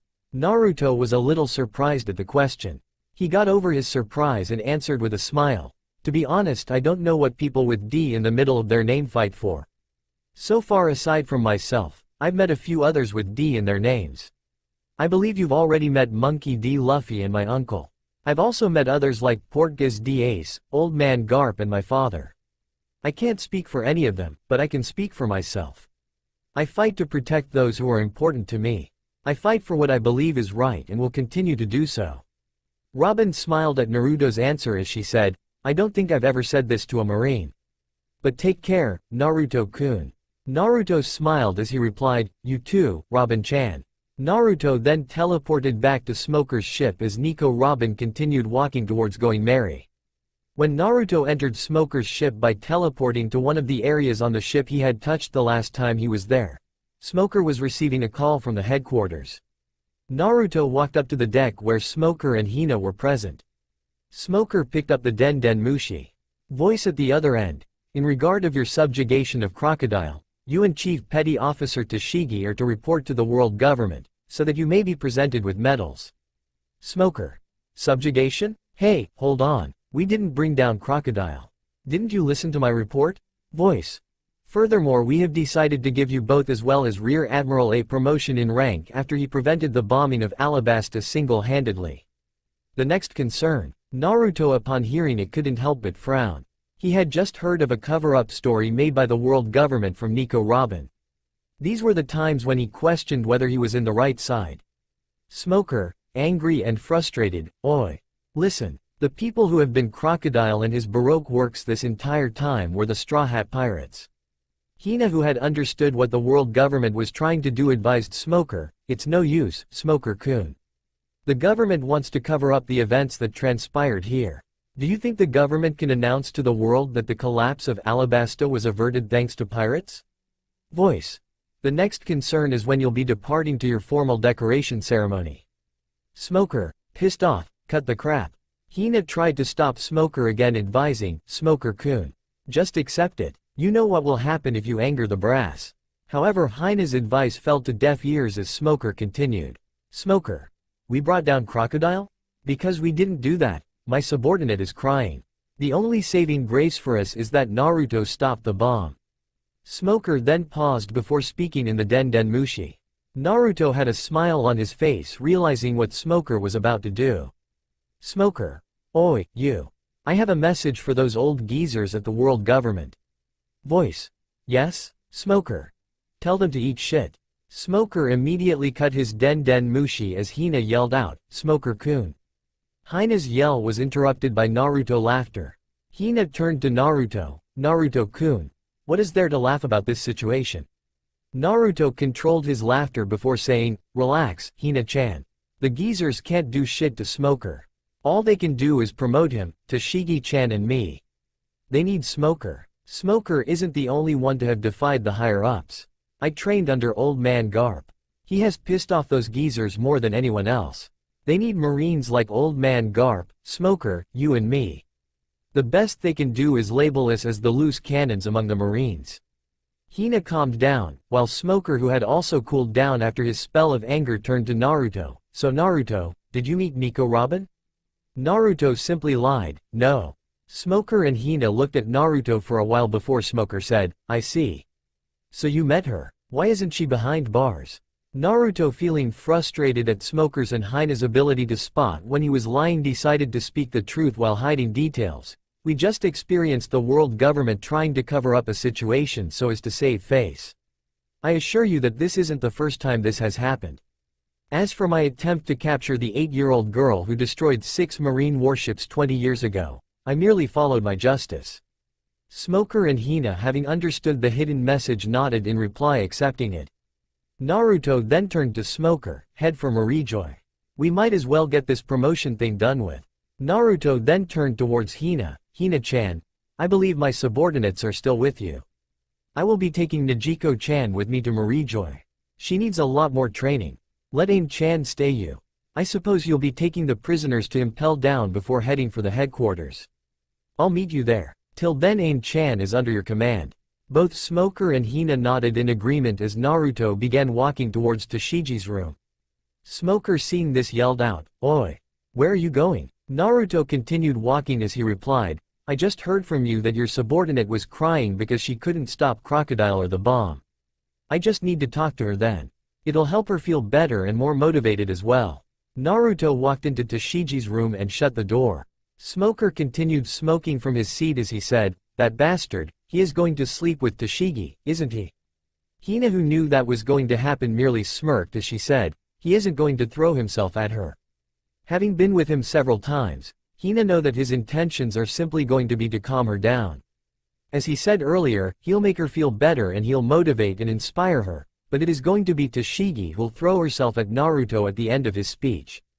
That's his charm. Sometimes women need it. Naruto-kun knows. Hina knows, and you know that you're never going to do it with her, so you might as well let Naruto-kun do it with her.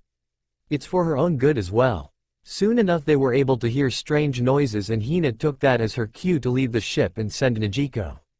That's all for now. If you enjoy, then please like, share and do comments.